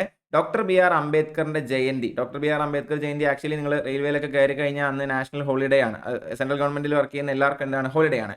ഏപ്രിൽ 14 തീയതിയാണ് കേട്ടോ. അംബേദ്കർ ജയന്തി എന്നാണെന്നൊക്കെ എന്ത് ചെയ്യുന്നുണ്ട്? ഈ അടുത്ത ഏതൊരു പരീക്ഷയിൽ ഞാൻ കണ്ടു. അപ്പോൾ അംബേദ്കറിനെ പെട്ടെന്ന് കണ്ടപ്പോൾ ഓർമ്മ വന്നപ്പോൾ പറയുന്നതാണ്. അംബേദ്കർ ജയന്തി ആയിട്ട് നമ്മൾ ആചരിക്കുന്നത് നമ്മുടെ വിഷുവിൻ്റെ അന്ന്, അല്ലേ? വിഷുവിൻ്റെ തലേന്നാണ്, ഏപ്രിൽ 13 ജാലിയൻ വാലാബാഗ് ഉണ്ടാകുന്നത്. ഹിസ്റ്ററി പഠിക്കുമ്പോൾ നമ്മൾ പറഞ്ഞിട്ടുള്ളത് 13 പൊട്ട ദിവസം എന്നൊക്കെ പറഞ്ഞ് നമ്മൾ പറഞ്ഞിട്ടുള്ളത്. ഇവിടെ ഏപ്രിൽ 14 നമ്മൾ എന്ത് ചെയ്യുന്നു? അംബേദ്കർ ജയന്തി ആചരിക്കുന്നു എന്നും എന്ത് ചെയ്യുക? ഓർത്ത് വെക്കുക. അപ്പോൾ ഈ പറയുന്ന പോലെ സെൻട്രൽ ഗവൺമെന്റ് കയറി കഴിഞ്ഞാൽ വിഷുവിന് ലീവ് ഇല്ലെങ്കിലും നമുക്ക് എന്തിന് ലീവ് കിട്ടും? അംബേദ്കർ ജയന്തിക്ക് ലീവ് കിട്ടും. അങ്ങനെയാണ് ഇത് വർക്ക് ചെയ്യുക, അല്ലേ? അതൊരു ഒരു എന്താ പറയുക, നമ്മുടെ ഈ ഓണത്തിന് വിഷുവിനും സെൻട്രൽ ഗവൺമെന്റ് ലീവ് ഉണ്ടാവില്ലല്ലോ. പകരം അംബേദ്കർ ജയന്തിക്ക് എന്ത് ചെയ്യും? ഏപ്രിൽ 14 നമുക്ക് ലീവ് കിട്ടും. വിഷു 14, 15 ആയിട്ടല്ലേ വരാം. അപ്പം അതും കിട്ടിയില്ലേ? എന്നാ പിടിച്ചോ അടുത്ത ചോദ്യം. Every year which day is observed as the minorities rights day? മൈനോറിറ്റിയുടെ അവകാശ ദിവസമായിട്ട്. ബാക്കി പിന്നെ ഗ്യാസ് ആണ്. To uphold the right to freedom and equal opportunities for ethnic minorities in India and create awareness about the respect and dignity of the minorities. എവിടെന്നോ copy paste ചെയ്ത് അതുപോലെ ചോദ്യം ഇട്ടേക്കുന്നതാണ്. സിമ്പിളി ചോദ്യം ഇത്രയേ ഉള്ളൂ. മൈനോറിറ്റീസ് റൈറ്റ്സ് ഡേ ആയിട്ട് നമ്മൾ ആചരിക്കുന്നത് എന്നാണ്. മൈനോറിറ്റീസ് റൈറ്റ്സ് ഡേ ആയിട്ട് നമ്മൾ ആചരിക്കുന്നത് എന്താണ്? 18 ഡിസംബറിനാണ്. ഡിസംബർ 18 തീയതിയാണ് എന്ത് ചെയ്യുന്നത്? നമ്മൾ മൈനോറിറ്റീസ് റൈറ്റ്സ് ഡേ ആയിട്ട് ആചരിക്കുന്നത്. സെറ്റല്ലേ? സംശയമൊന്നുമില്ലല്ലോ. എന്നാ പിടിച്ചോ അടുത്ത ചോദ്യം. Goa liberation day is celebrated on which of the following dates? ഏത് ദിവസമാണ് നമ്മൾ ഗോവ ലിബറേഷൻ ഡേ ആയിട്ട് ആചരിക്കുന്നത്? അതെന്താ ഈ ഗോവ ലിബറേഷൻ ഡേ എന്ന് ചോദിച്ചു കഴിഞ്ഞാൽ നമുക്കറിയാം, ഈ പറയുന്ന പോലെ ബ്രിട്ടീഷുകാർ ഇവിടെ നിന്ന് പോയെങ്കിലും ഇവിടെ ബാക്കിയുള്ള ആൾക്കാരുണ്ടായിരുന്നു, അല്ലേ? അവരെല്ലാം നമ്മൾ തുരത്തി ഓടിക്കുന്നു. പോർച്ചുഗീസുകാരെയും ഫ്രഞ്ചുകാരെയും ഒക്കെ നമ്മൾ തുരത്തി ഓടിക്കുന്നായിരുന്നു. അങ്ങനെ ആ കാലഘട്ടത്തിൽ ഈ പറയുന്ന ഗോവ ഭരിച്ചിരുന്ന ആളുകളാണ് ആരെന്ന് പറയുന്നത്? പോർച്ചുഗീസുകാരെന്ന് പറയുന്നത്. അപ്പോൾ ഈ പോർച്ചുഗീസുകാരെ അവിടെ നിന്ന് അവസാനമായി കെട്ടുകെട്ടിച്ച ദിവസത്തെയാണ് എന്ത് ചെയ്യുന്നത്? ഗോവ ലിബറേഷൻ ഡേ ആയിട്ട് നമ്മൾ ആചരിക്കുന്നത്. അത് ഏത് ദിവസമായിരുന്നു? ഡിസംബർ 19 തീയതി ആയിരുന്നു. ഡിസംബർ 19, 1961 എന്ത് ചെയ്യുന്നത്? ഈ പറയുന്ന ഗോവയിൽ നിന്ന് പോർച്ചുഗീസുകാരെ നമ്മൾ കെട്ടുകെട്ടിക്കുന്നത്. ആ ഓപ്പറേഷന്റെ പേരെന്താണെന്ന് ചോദിക്കാറുണ്ട്. ആ ഓപ്പറേഷന്റെ പേര് ഓപ്പറേഷൻ വിജയ് എന്നാണ്. ഓപ്പറേഷൻ വിജയിലൂടെയാണ് എന്ത് ചെയ്യുന്നത്? ഗോവയിൽ നിന്നും പോർച്ചുഗീസുകാരെ തുരത്തി ഓടിക്കുന്നത്. ആ ഡിസംബർ 19 നമ്മൾ എന്തായിട്ട് ആചരിക്കുന്നത്? ഗോവ ലിബറേഷൻ ഡേ ആയിട്ട് എന്ത് ചെയ്യുന്നത്? നമ്മൾ ആചരിക്കുന്നത്. ഗോവയെ പറ്റി പറയുമ്പോൾ ഒരു കുഞ്ഞു പോയിന്റോടെ ഞാൻ പറയണം, എപ്പോഴും കാണാറുള്ളതായതുകൊണ്ട്. Salim Ali bird sanctuary situate ചെയ്യുന്നതും എവിടെ തന്നെയാണ്? ഈ പറയുന്ന പോലെ ഗോവയിലാണ് എന്ന് ഓർത്ത് വയ്ക്കുക. ഇന്ത്യയിലെ ഏറ്റവും ചെറിയ സംസ്ഥാനം, ഇന്ത്യയിലെ ഏറ്റവും കുറവ് കടൽ തീരമുള്ള സംസ്ഥാനം, അങ്ങനെ നിരവധി അനവധി വിശേഷണങ്ങളുള്ള സംസ്ഥാനമാണ് ഗോവ. അതിൽ അവിടെ ഉണ്ടായിരുന്നത് അല്ലെങ്കിൽ അവിടെ ഭരിച്ചിരുന്നത് ആരാണെന്ന് എപ്പോഴും ചോദിക്കാറുണ്ട് കേട്ടോ. പലപ്പോഴും അതും ചോദിക്കാറുണ്ട്. ഗോവയിൽ ആരാണ് അധികാരത്തിലുണ്ടായിരുന്നത്? ഗോവയിൽ അധികാരത്തിലുണ്ടായിരുന്ന ആരാണ്? പോർച്ചുഗീസുകാരാണ് എന്ത് ചെയ്തിട്ടുണ്ടായിരുന്നത്? ഗോവയിൽ അധികാരത്തിലുണ്ടായിരുന്നത്. അവരെ ഡിസംബർ 19 1961 ഓപ്പറേഷൻ വിജയ് എന്ന് പറയുന്ന മിലിറ്ററി ഓപ്പറേഷനിലൂടെ നമ്മൾ എന്ത് ചെയ്തു? നമ്മൾ തുരത്തി ഓടിച്ചു. ഒരു extra point, Salim Ali bird sanctuary അവിടെ തന്നെയാണ്, ഗോവയിലാണെന്ന് ഓർത്ത് വയ്ക്കുക. സെറ്റല്ലേ? സംശയമൊന്നുമില്ലല്ലോ. എന്നാൽ പിടിച്ചോ അടുത്ത ചോദ്യം. Who was the first finance minister of independent India? കഥ മൊത്തം നമ്മൾ പറഞ്ഞതാണ്, അതുകൊണ്ട് ഞാൻ വീണ്ടും പോകുന്നില്ല. RK ഷൺമുഖം ചെട്ടിയാണ് എന്ത് ചെയ്യുന്നത്? ഇന്ത്യയുടെ ഫിനാൻസ് മിനിസ്റ്റർ ആയിട്ട് വരുന്നത് അല്ലേ? പലിശയ്ക്ക് കാശ് കൊടുക്കാൻ വരുന്ന അണ്ണന്മാരുടെ കഥയൊക്കെ നമ്മൾ പറഞ്ഞതാണ്. ജോൺ മത്തായി നമ്മുടെ റെയിൽവേ മിനിസ്റ്റർ ആണെന്ന് നമ്മൾ പറഞ്ഞതാണ്. എന്നാൽ പിടിച്ചോ അടുത്ത ചോദ്യം. Who was the chairman of union carbide during the Bhopal gas tragedy in Bhopal? നല്ലൊരു ചോദ്യമാണ്. അങ്ങനെ അധികം കാണാത്തൊരു ചോദ്യമാണ് സത്യം പറഞ്ഞു കഴിഞ്ഞാൽ. കാരണം എപ്പോഴും ചോദിക്കുക ഈ ഭോപ്പാൽ വാതക ദുരന്തത്തിന് കാരണമായ കമ്പനി ഏതാണ്, ഏത് വർഷമാണെന്നൊക്കെയാണ് ഞാൻ കണ്ടിട്ടുള്ളത്. പക്ഷേ ആ ചെയർമാൻ്റെ പേരും എന്ത് ചെയ്തിട്ടുണ്ട്? ചോദിച്ചിട്ടുണ്ട്. ഇദ്ദേഹം ഇന്ത്യയിൽ നിന്ന് പോവുകയും പുറത്ത് വെച്ച് തന്നെയാണ് എന്ത് ചെയ്യുന്നത്? മരണപ്പെടുകയും ചെയ്യുന്നത്. ഈ പറയുന്ന പോലെ നമുക്ക് ഒരിക്കലും അദ്ദേഹത്തെ തിരിച്ചു കൊണ്ടുവരാൻ പറ്റിയില്ല എന്നുള്ളതൊരു വലിയ നമ്മുടെ ഒരു കഴിവുകേടായിട്ടൊക്കെ പറഞ്ഞ് ഞാൻ കേട്ടിട്ടുണ്ട്. പക്ഷേ ഒരു ആ ബിസിനസ് ഓൺ ചെയ്ത ഒരാൾക്ക് ഈ പറയുന്നത് പോലെ അതിൻ്റെ ഒരു സേഫ്റ്റിയിൽ വന്നൊരു ഫോളിൽ അയാളെ മാത്രം പഠിച്ചിട്ട് കാര്യമില്ല. ഇതൊരു എല്ലാവരും ഒരു കളക്റ്റീവായിട്ട് വരുന്നതാണ് അല്ലേ? ദുരന്തങ്ങൾ എപ്പോഴും നമ്മൾ ഒരിക്കലും ഒരാളുടെ പ്രശ്നം കൊണ്ട് ഉണ്ടാവുന്നതാണ് വിശ്വസിക്കുന്ന ആളല്ല ഞാൻ എൻ്റെ അഭിപ്രായം പറയുന്നത്. ഒരു കുറേ ആളുകൾ കൂടി ചേർന്ന് കുറേ ആളുകളുടെ ഒരു മണ്ടത്തരത്തിൻ്റെയോ അല്ലെങ്കിൽ കുറേ ആളുകളുടെ ഒരു അശ്രദ്ധയുടെയോ കുറവുകൊണ്ടാണ് ദുരന്തം ഉണ്ടാകുന്നത്. നിങ്ങൾ റെയിൽവേ കയറാൻ പോകുന്നവരാണ്, നമ്മൾ ട്രെയിനിങ്ങിന് സമയത്തും പറയുന്നതാണ്. ഒരാൾ വിചാരിച്ചാലൊന്നും റെയിൽവേയിൽ ഒരു ആക്സിഡന്റ് ഉണ്ടാവില്ല. നമ്മളിപ്പോൾ ഈ അടുത്തൊക്കെ കണ്ട പല ആക്സിഡന്റും മൾട്ടിപ്പിൾ ആളുകളുടെ മണ്ടത്തരം കൊണ്ടും മൾട്ടിപ്പിൾ ആളുകളുടെ അശ്രദ്ധ കൊണ്ടും മാത്രമേ ഇന്ത്യയിൽ ഉണ്ടാവുള്ളൂ. അതിൽ ആരെങ്കിലും ഒരാളൊന്നും ശ്രദ്ധിച്ചിരുന്നെങ്കിൽ ആ വലിയ അപകടം എന്ത് ചെയ്യാൻ പറ്റും? നമുക്ക് ഒഴിവാക്കി കളയാനായിട്ട് പറ്റും. എന്തായാലും നമ്മുടെ ചോദ്യത്തിലേക്ക് വന്നു കഴിഞ്ഞാൽ ഈ യൂണിയൻ കാർബൈഡ് എന്ന് പറയുന്ന കമ്പനി, അത് തന്നെ ഒരു ചോദ്യമാണ് കേട്ടോ. ഭോപ്പാൽ വാതക ദുരന്തത്തിന് കാരണമായിട്ടുള്ള കമ്പനി ഏതാണ്? ഭോപ്പാൽ വാതക ദുരന്തത്തിന് കാരണമായിട്ടുള്ള കമ്പനിയുടെ പേരാണ് എന്തെന്ന് പറയുന്നത്? ഈ പറയുന്ന യൂണിയൻ കാർബൈഡ് എന്ന് പറയുന്നത്. ഇനി അടുത്ത് ചോദിക്കാറുണ്ട്, ഈ ഭോപ്പാൽ വാതക ദുരന്തം നടന്ന വർഷം ഏതാണ്? ഭോപ്പാൽ വാതക ദുരന്തം നടന്ന വർഷം 1984 ആണ്. 1984 ഡിസംബർ 3 ഒരു തണുത്ത രാത്രിയാണ് എന്ത് ചെയ്യുന്നത്? ദുരന്തമാ നഗരത്തിലേക്ക് ഇങ്ങനെ വല വിരിച്ചിറങ്ങുന്നത് അല്ലേ? ഏതായിരുന്നു അന്ന് ലീക്കായ ഗ്യാസ്? ആ ദുരന്തമായിട്ട് അന്ന് അവരിലേക്ക് പാവപ്പെട്ട മനുഷ്യരിലേക്ക് എത്തിയ ഗ്യാസിന്റെ പേരെന്തായിരുന്നു? മീഥൈൽ ഐസോസൈനേറ്റ് എന്ന് പറയുന്ന പോയ്സണസ് ആയിട്ടുള്ള വിഷവാതകമാണ് എന്ത് ചെയ്യുന്നത്? അന്ന് ഈ പറയുന്ന സാധാരണക്കാരുടെ ഇടയിലേക്ക് ഇറങ്ങി ചെല്ലുന്നത് അല്ലേ? 1984 ഡിസംബർ 3 മീഥൈൽ ഐസോസൈനേറ്റ് ആണ് എന്ത് ചെയ്യുന്നത്? ഈ പറയുന്ന പോലെ പരക്കുന്നത്. കാരണമായ കമ്പനിയുടെ പേര് യൂണിയൻ കാർബൈഡ് ആണ്. നമ്മുടെ ചോദ്യത്തിന് ഉത്തരം നമുക്ക് ഇപ്പോഴും കിട്ടിയില്ല. ആരായിരുന്നു ആ സമയത്ത് ഈ യൂണിയൻ കാർബൈഡിന്റെ ചെയർമാൻ? ആ സമയത്ത് യൂണിയൻ കാർബൈഡിന്റെ ചെയർമാൻ വാരൻ ആൻഡേഴ്സൺ എന്ന് പറയുന്ന വ്യക്തിയായിരുന്നു. ഇദ്ദേഹമാണ് എന്ത് ചെയ്തിട്ടുണ്ടായിരുന്നത്? ഈ പറയുന്ന യൂണിയൻ കാർബൈഡ് എന്ന് പറയുന്ന കമ്പനിയുടെ അന്നത്തെ ചെയർമാൻ ആയിട്ടുണ്ടായിരുന്നത്. ഇനി ഈ ഭാഗത്തു നിന്ന് ഒരു ചോദ്യം കൂടിയേ ചോദിക്കാറുള്ളൂ. ആ ചോദ്യം ഇതാണ്. ഈ പറയുന്ന ഭോപ്പാൽ വാതക ദുരന്തത്തെ പറ്റി അന്വേഷിക്കാൻ നമ്മുടെ ഗവൺമെന്റ് നിർദ്ദേശിച്ച അല്ലെങ്കിൽ അപ്പോയിന്റ് ചെയ്ത കമ്മിറ്റി ഏതാണെന്ന് ചോദിക്കാറുണ്ട്. നമ്മുടെ ഗവൺമെന്റ് ഈ ഭോപ്പാൽ വാതക ദുരന്തം അന്വേഷിക്കാൻ അപ്പോയിന്റ് ചെയ്ത കമ്മിറ്റിയുടെ പേര് NK സിംഗ് കമ്മീഷൻ എന്നാണ്. ഇത്രയും പോയിന്റുകളാണ് പൊതുവെ ഭോപ്പാൽ വാതക ദുരന്തത്തെ പറ്റി എന്ത് ചെയ്യാറുള്ളത്? നമ്മളോട് ചോദിക്കാറുള്ളത്. ആദ്യം ഓർക്കേണ്ടത് അതിന് കാരണമായ കമ്പനി യൂണിയൻ കാർബൈഡ്. രണ്ടാമത് ഓർക്കേണ്ടത് ഏത് വർഷം? 1984 ഡിസംബർ 3. അന്ന് ലീക്കായ ഗ്യാസിന്റെ പേര് മീഥൈൽ ഐസോസൈനേറ്റ്. ആ യൂണിയൻ കാർബൈഡ് എന്ന് പറയുന്ന ഇതിന് കാരണമായ കമ്പനിയുടെ ആ കാലഘട്ടത്തിലെ ചെയർമാൻ, അദ്ദേഹത്തിന്റെ പേര് വാരൻ ആൻഡേഴ്സൺ. അതന്വേഷിക്കാൻ, ഈ പറയുന്ന വാതക ദുരന്തം അന്വേഷിക്കാൻ അപ്പോയിന്റ് ചെയ്യപ്പെട്ട കമ്മിറ്റി NK സിംഗ് കമ്മിറ്റി അല്ലെങ്കിൽ NK സിംഗ് കമ്മീഷൻ. ഈ 5 ചോദ്യമാണ് മാറിയും പറഞ്ഞും പല രീതിയിൽ തലമാറിപ്പോയിട്ടും തലമാറി പോവാതെയൊക്കെ എന്ത് ചെയ്യാറുള്ളത്? ചോദിക്കാറുള്ളത്. 5ഉം കൃത്യമായിട്ട് എന്ത് ചെയ്യുക? ഓർത്ത് വയ്ക്കുക. എന്നാൽ പിടിച്ചോ അടുത്ത ചോദ്യം. Who among the following is popularly known as Waterman of India? ഇന്ത്യയുടെ വാട്ടർമാൻ എന്നറിയപ്പെടുന്ന ആളാരാണ്? ഇദ്ദേഹത്തിന്റെ ഈ പറയുന്നത് പോലെ വെള്ളം കിട്ടാത്ത സ്ഥലങ്ങളിലൊക്കെ വെള്ളം എത്തിക്കാനും അത് കൺസർവ് ചെയ്യാനും അത് പ്രിസർവ് ചെയ്യാനും അതിന് വേണ്ടിയിട്ടുള്ള അദ്ദേഹത്തിന്റെ ശ്രമഫലമായിട്ടാണ് എന്ത് ചെയ്തിരിക്കുന്നത്? അദ്ദേഹത്തിന് വാട്ടർമാൻ ഓഫ് ഇന്ത്യ എന്ന് പറയുന്ന പേര് കൊടുത്തിരിക്കുന്നത്. നമ്മൾ മറ്റേ വെള്ളം സിനിമയൊക്കെ കണ്ടപ്പോൾ നമ്മൾ വിചാരിക്കുന്ന ഒരു വാട്ടർമാൻ ഉണ്ടാവും. അതല്ല, ഈ പറയുന്ന പോലെ വാട്ടർമാൻ ഓഫ് ഇന്ത്യ, ഇന്ത്യയുടെ വാട്ടർമാൻ എന്ന പേരിൽ അറിയപ്പെടുന്ന ആരാന്നുള്ളതാണ്. Is highly educated man. Doctor Rajendra Singh ആണ് ഏത് പേരിൽ അറിയപ്പെടുന്നത്? ഇന്ത്യയുടെ വാട്ടർമാൻ എന്ന് പറയുന്ന പേരിൽ എന്ത് ചെയ്യുന്നത്? അറിയപ്പെടുന്നത്. ഡോക്ടർ രാജേന്ദ്ര സിംഗ് ആണ് എന്ത് ചെയ്യുന്നത്? ഇന്ത്യയുടെ വാട്ടർമാൻ ആയിട്ട് അറിയപ്പെടുന്നതും എന്ത് ചെയ്യുക? കൃത്യമായിട്ട് ഓർത്തു വയ്ക്കുക. സെറ്റല്ലേ? അടുത്ത ചോദ്യത്തിലോട്ട് പോട്ടെ. എന്നാൽ പിടിച്ചു അടുത്ത ചോദ്യം. Where is the national war memorial located? നമ്മുടെ ദേശീയ വാർ മെമ്മോറിയൽ എവിടെയാണ് ലൊക്കേറ്റ് ചെയ്തിരിക്കുന്നത് എന്നാണ് ചെയ്തിരിക്കുന്നത്? നമ്മളോട് ചോദിച്ചിരിക്കുന്നത്. നമ്മുടെ നാഷണൽ വാർ മെമ്മോറിയൽ ലൊക്കേറ്റ് ചെയ്തിരിക്കുന്നത് ഡൽഹിയിലാണ്. നാഷണൽ വാർ മെമ്മോറിയൽ ലൊക്കേറ്റ് ചെയ്തിരിക്കുന്നത് ഡൽഹിയിലാണ്. ഇപ്പോൾ ഈ അടുത്തൊക്കെ പല പരീക്ഷകളും കണ്ട മറ്റൊരു ചോദ്യമാണ്. 2 ചോദ്യം കൺഫ്യൂസിംഗ് ആണ് ആക്ച്വലി. അത് സെക്കൻഡ് വേൾഡ് വാർ മ്യൂസിയം ഇന്ത്യയിൽ എവിടെയാണ് ഓപ്പൺ ആയത്? Second world war museum second world war museum എവിടെയാണ് ഓപ്പൺ ആയതെന്ന് ചോദിച്ചു കഴിഞ്ഞാൽ അത് നാഗാലാൻഡിന്റെ തലസ്ഥാനമായിട്ടുള്ള കൊഹിമയിലാണ് എന്ത് ചെയ്തത് ഓപ്പൺ ആയിട്ടുള്ളത് സെക്കൻഡ് വേൾഡ് വാർ മ്യൂസിയം. അതേസമയം ഹംപ് വേൾഡ് വാർ 2 മ്യൂസിയം എവിടെയാണ് ഓപ്പൺ ആയത് എന്നും ചോദിക്കാറുണ്ട്. രണ്ടും ഈ വന്നിരിക്കുന്നത് നോർത്ത് ഈസ്റ്റേൺ പരിസരങ്ങളിലാണ്. ഹംപ് വേൾഡ് വാർ 2 മ്യൂസിയം ആണ് ചോദിച്ചിരിക്കുന്നതെങ്കിൽ അത് അരുണാചൽ പ്രദേശിലാണ്. ഇത് രണ്ടും ഈ അടുത്ത ഏതൊക്കെയോ പരീക്ഷയിൽ കണ്ടു. എനിക്ക് വർഷം ഓർമ്മയില്ല, ബട്ട് അധികം ആയിട്ടില്ല ഇതിൽ ഏതോ ഒന്ന് ഓപ്പൺ ആയിട്ട്. രണ്ടും ഓർത്ത് വെച്ചാൽ മതി. സ്ഥലമാണ് എപ്പോഴും ചോദിക്കാറുള്ളത്. നാഷണൽ വാർ മെമ്മോറിയൽ ആണെങ്കിൽ ഡൽഹിയിലും, സെക്കൻഡ് വേൾഡ് വാർ മ്യൂസിയം കൊഹിമയിലും, ഹംപ് വേൾഡ് വാർ 2 മ്യൂസിയം എവിടെയാണ് അരുണാചൽ പ്രദേശിലാണെന്നും ഓർത്ത് വയ്ക്കുക. സെറ്റല്ലേ? അടുത്തിലോട്ട് പോട്ടാ. അടുത്ത ചോദ്യം, the famous Haji Ali Dargah is located in which of the following cities? നമുക്ക് ഈ ഹാജി അലി എന്ന് പറയുന്ന പേര് അറിയുന്നത് നമ്മുടെ മറ്റേ നല്ല ക്രീമൊക്കെ കിട്ടുന്ന സ്ഥലമായിട്ടായിരിക്കും അല്ലെ. ഐസ്ക്രീം നിങ്ങൾ കഴിച്ചിട്ടുണ്ടാവും, പല ഭാഗങ്ങളുണ്ടാവും. പക്ഷേ ഈ സാധനം, ഈ ഹാജി അലി ദർഗ എന്ന് പറയുന്നത് ഹാജി അലിയുടെ ദർഗ, അദ്ദേഹത്തിന്റെ ശവകുടീരത്തെയാണ് ഈ ഹാജി അലി ദർഗ എന്ന് പറയുന്നത്. ഇത് എവിടെയാണെന്നാണ് ചോദിച്ചേക്കുന്നത്. നമ്മൾ വിചാരിക്കും ഈ അജ്മീറിലോ ഹൈദരാബാദിലോ ഒക്കെയാണെന്നുള്ളത്, ബട്ട് വെരി സർപ്രൈസിംഗ്ലി ഇത് മുംബൈയിലാണ് എന്നുള്ളത് ഈ ഹാജി അലി ദർഗ ഉള്ളത്. ഞാനിവിടെ പോയിട്ടുണ്ട് കേട്ടോ. ഞാനിവിടെ പോയിട്ട് ഇതിന് ഫ്രണ്ടിലോട്ട് വരുമ്പോൾ അതിന് ഫ്രണ്ടിൽ ഈ പറയുന്ന പോലെ നമ്മുടെ ഒരു ഹാജി അലി എന്ന് പറഞ്ഞൊരു ഷോപ്പുണ്ട്. ഈ ഐസ്ക്രീം ഈ പറയുന്ന സെറ്റപ്പൊക്കെയുള്ള ഷോപ്പുണ്ട്. ഹാജി അലിന്ന് ക്രീം കഴിച്ചിട്ടുണ്ടോ? അവിടുത്തെ ഏറ്റവും ബെസ്റ്റ് ആയിട്ട് ഞാൻ വിശ്വസിക്കുന്ന മറ്റേ സീതാഫൽ ക്രീമാണ്. അത് ഭയങ്കര ടേസ്റ്റാണ്. അപ്പോൾ ഈ പറയുന്ന പോലെ ഇതിന് ഫ്രണ്ടിൽ ഹാജിയുടെ ഒരു ഷോപ്പുണ്ട്. ഒരു മോശമില്ലാത്തൊരു വലിപ്പത്തിലുള്ള ഒരു ഷോപ്പ്, ഒരു 2 റൂമൊക്കെ ഉള്ള ഒരു ഷോപ്പ്. അപ്പോൾ ഞാൻ അതിനകത്ത് കയറി, ഞാൻ അവിടെ നിന്ന് പറയുന്ന പോലെ ഹാജി അലി കണ്ടല്ലോ, അപ്പോൾ ഇതിൻ്റെ ഒതന്റിക് ഷോപ്പായിരിക്കും, ഇവിടെ നിന്നായിരിക്കും ഇതെല്ലാം തുടങ്ങിയെന്ന് പറഞ്ഞ് ഞാൻ അവിടെ നിന്ന് ക്രീമൊക്കെ വാങ്ങിച്ചു കഴിച്ചു. ഭയങ്കര ടേസ്റ്റ് ആയിരുന്നു. നമ്മുടെ നാട്ടിൽ കിട്ടുന്ന അതേ ടേസ്റ്റ് തന്നെയാണ്, മാറ്റമൊന്നുമില്ല. അപ്പോൾ ഞാൻ അവരോട് ചോദിച്ചു, നിങ്ങളത് എങ്ങനെയാണ് ഇത് ഇത്രയും പടരാൻ കാരണം എന്താണ്? ഇന്ത്യ മൊത്തത്തിൽ ഇപ്പോൾ ഉണ്ടല്ലോ, അറ്റ്ലീസ്റ്റ് കേരളത്തിലേക്ക് ഇത് ഭയങ്കര ഫേമസ് എന്ന് പറഞ്ഞപ്പോൾ അവരെന്നോട് വളരെ സർപ്രൈസിംഗ് ആയിട്ടുള്ള ഒരു ആൻസറാണ് പറഞ്ഞത്. അവർക്ക് വേറെ എവിടെയും ഷോപ്പില്ല. അവരുടെ കീഴിലോ അവരുടെ പേരിലോ വേറെ എവിടെയും അവർ ഷോപ്പ് കൊടുത്തിട്ടില്ല, അവർ ഫ്രാഞ്ചൈസിയും കൊടുത്തിട്ടില്ല, ഒന്നും കൊടുത്തിട്ടില്ല. ഈ പറയുന്നത് പോലെ ഈ ഹാജി അലി ഒറ്റ സാധനം അവരുടെ ഷോപ്പിൽ എഴുതി വെച്ചിട്ടുണ്ട്. അത് ഞാൻ പിന്നെയാണ് അവരെനിക്ക് കാണിച്ചത്. ഒറ്റ ഷോപ്പേ ഉള്ളൂ, വേറെവർക്ക് ഒരു ഫ്രാഞ്ചൈസി ഇല്ല, ഒരു ബ്രാഞ്ചും ഇല്ല, അവരോട് എഴുതി വെച്ചിട്ടുണ്ട്. അപ്പോൾ എനിക്കറിയില്ല നമ്മുടെ നാട്ടിൽ കിട്ടുന്ന ഹാജി അലി എന്താണ് ഏതാണെന്നുള്ളത്, ബട്ട് ടേസ്റ്റ് വളരെ സിമിലർ ആയിരുന്നു. ആ കാര്യം കൂടെ പറയണല്ലോ. അപ്പോൾ എന്തായാലും അങ്ങനെ ഒരു അനുഭവം ഉണ്ട്. അത് എനിക്ക് ഭയങ്കര ഞെട്ടിക്കുന്ന ഒരു പരിപാടി, കാരണം വളരെ കാലമായിട്ട് ഹാജി അലി എനിക്ക് ഭയങ്കര ഇഷ്ടമാണ്. ഇവിടെ ഈ ക്രീമും ഇതും സീതാഫലും ഒക്കെ ദാസനായാലും ഭയങ്കര ഇഷ്ടം. ഞങ്ങൾ എപ്പോൾ പോയാലും അതിന് കൊച്ചി ആയാലും ട്രിവാൻഡ്രമൊക്കെ പോകുമ്പോൾ നമ്മൾ പോയി കഴിക്കുന്ന ഒരു വളരെ ഇഷ്ടമുള്ള ഡിഷുകളിൽ ഒന്നാണ്. അപ്പോൾ ഈ പറയുന്ന പോലെ അവിടെ പോയപ്പോഴാണ് ഞാൻ ഒതന്റിക് ഷോപ്പ് എന്നൊക്കെ കഴിക്കുക, അതിൻ്റെ ആദ്യത്തെ ഷോപ്പ് എന്നൊക്കെ കഴിക്കുക എന്നുള്ള ആവേശത്തിൽ കയറിയിട്ടാണ് അവർ പറയുന്നത് അവർ ഒതന്റിക് അല്ല, ഒതന്റിക് അല്ല എന്നല്ല, അവർ മാത്രമേ ഉള്ളൂ, വേറെ എവിടെയും ഇതില്ല എന്ന് പറയുന്നത്. വാട്ടവർ, ഞാൻ ഈ കഥ മൊത്തം പറഞ്ഞത് ബോംബെയിലാണ് എന്ത് വരുന്നത്, ഈ പറയുന്ന ഹാജി അലി ദർഗ വരുന്നത് എന്നുള്ളതും ഇവരുടെ ക്രീം മസ്റ്റ് ട്രൈ ആയിട്ടാണ്. ഇച്ചിരി എക്സ്പെൻസീവ് സൈഡാണ്, ബട്ട് മസ്റ്റ് ട്രൈ ആയിട്ടാണ്. എപ്പോഴെങ്കിലുമൊക്കെ കഴിക്കാത്തുണ്ടെങ്കിൽ ഒന്ന് കഴിച്ചു നോക്കുകയും ചെയ്യാം. അപ്പോൾ ഹാജി അലി ദർഗ ഉള്ളത് എവിടെയാണ്? മുംബൈയിലാണെന്നും ഓർത്ത് വയ്ക്കുക. സെറ്റല്ലേ? സംശയമൊന്നുമില്ലല്ലോ. എന്നാ പിടിച്ചോ അടുത്ത ചോദ്യം.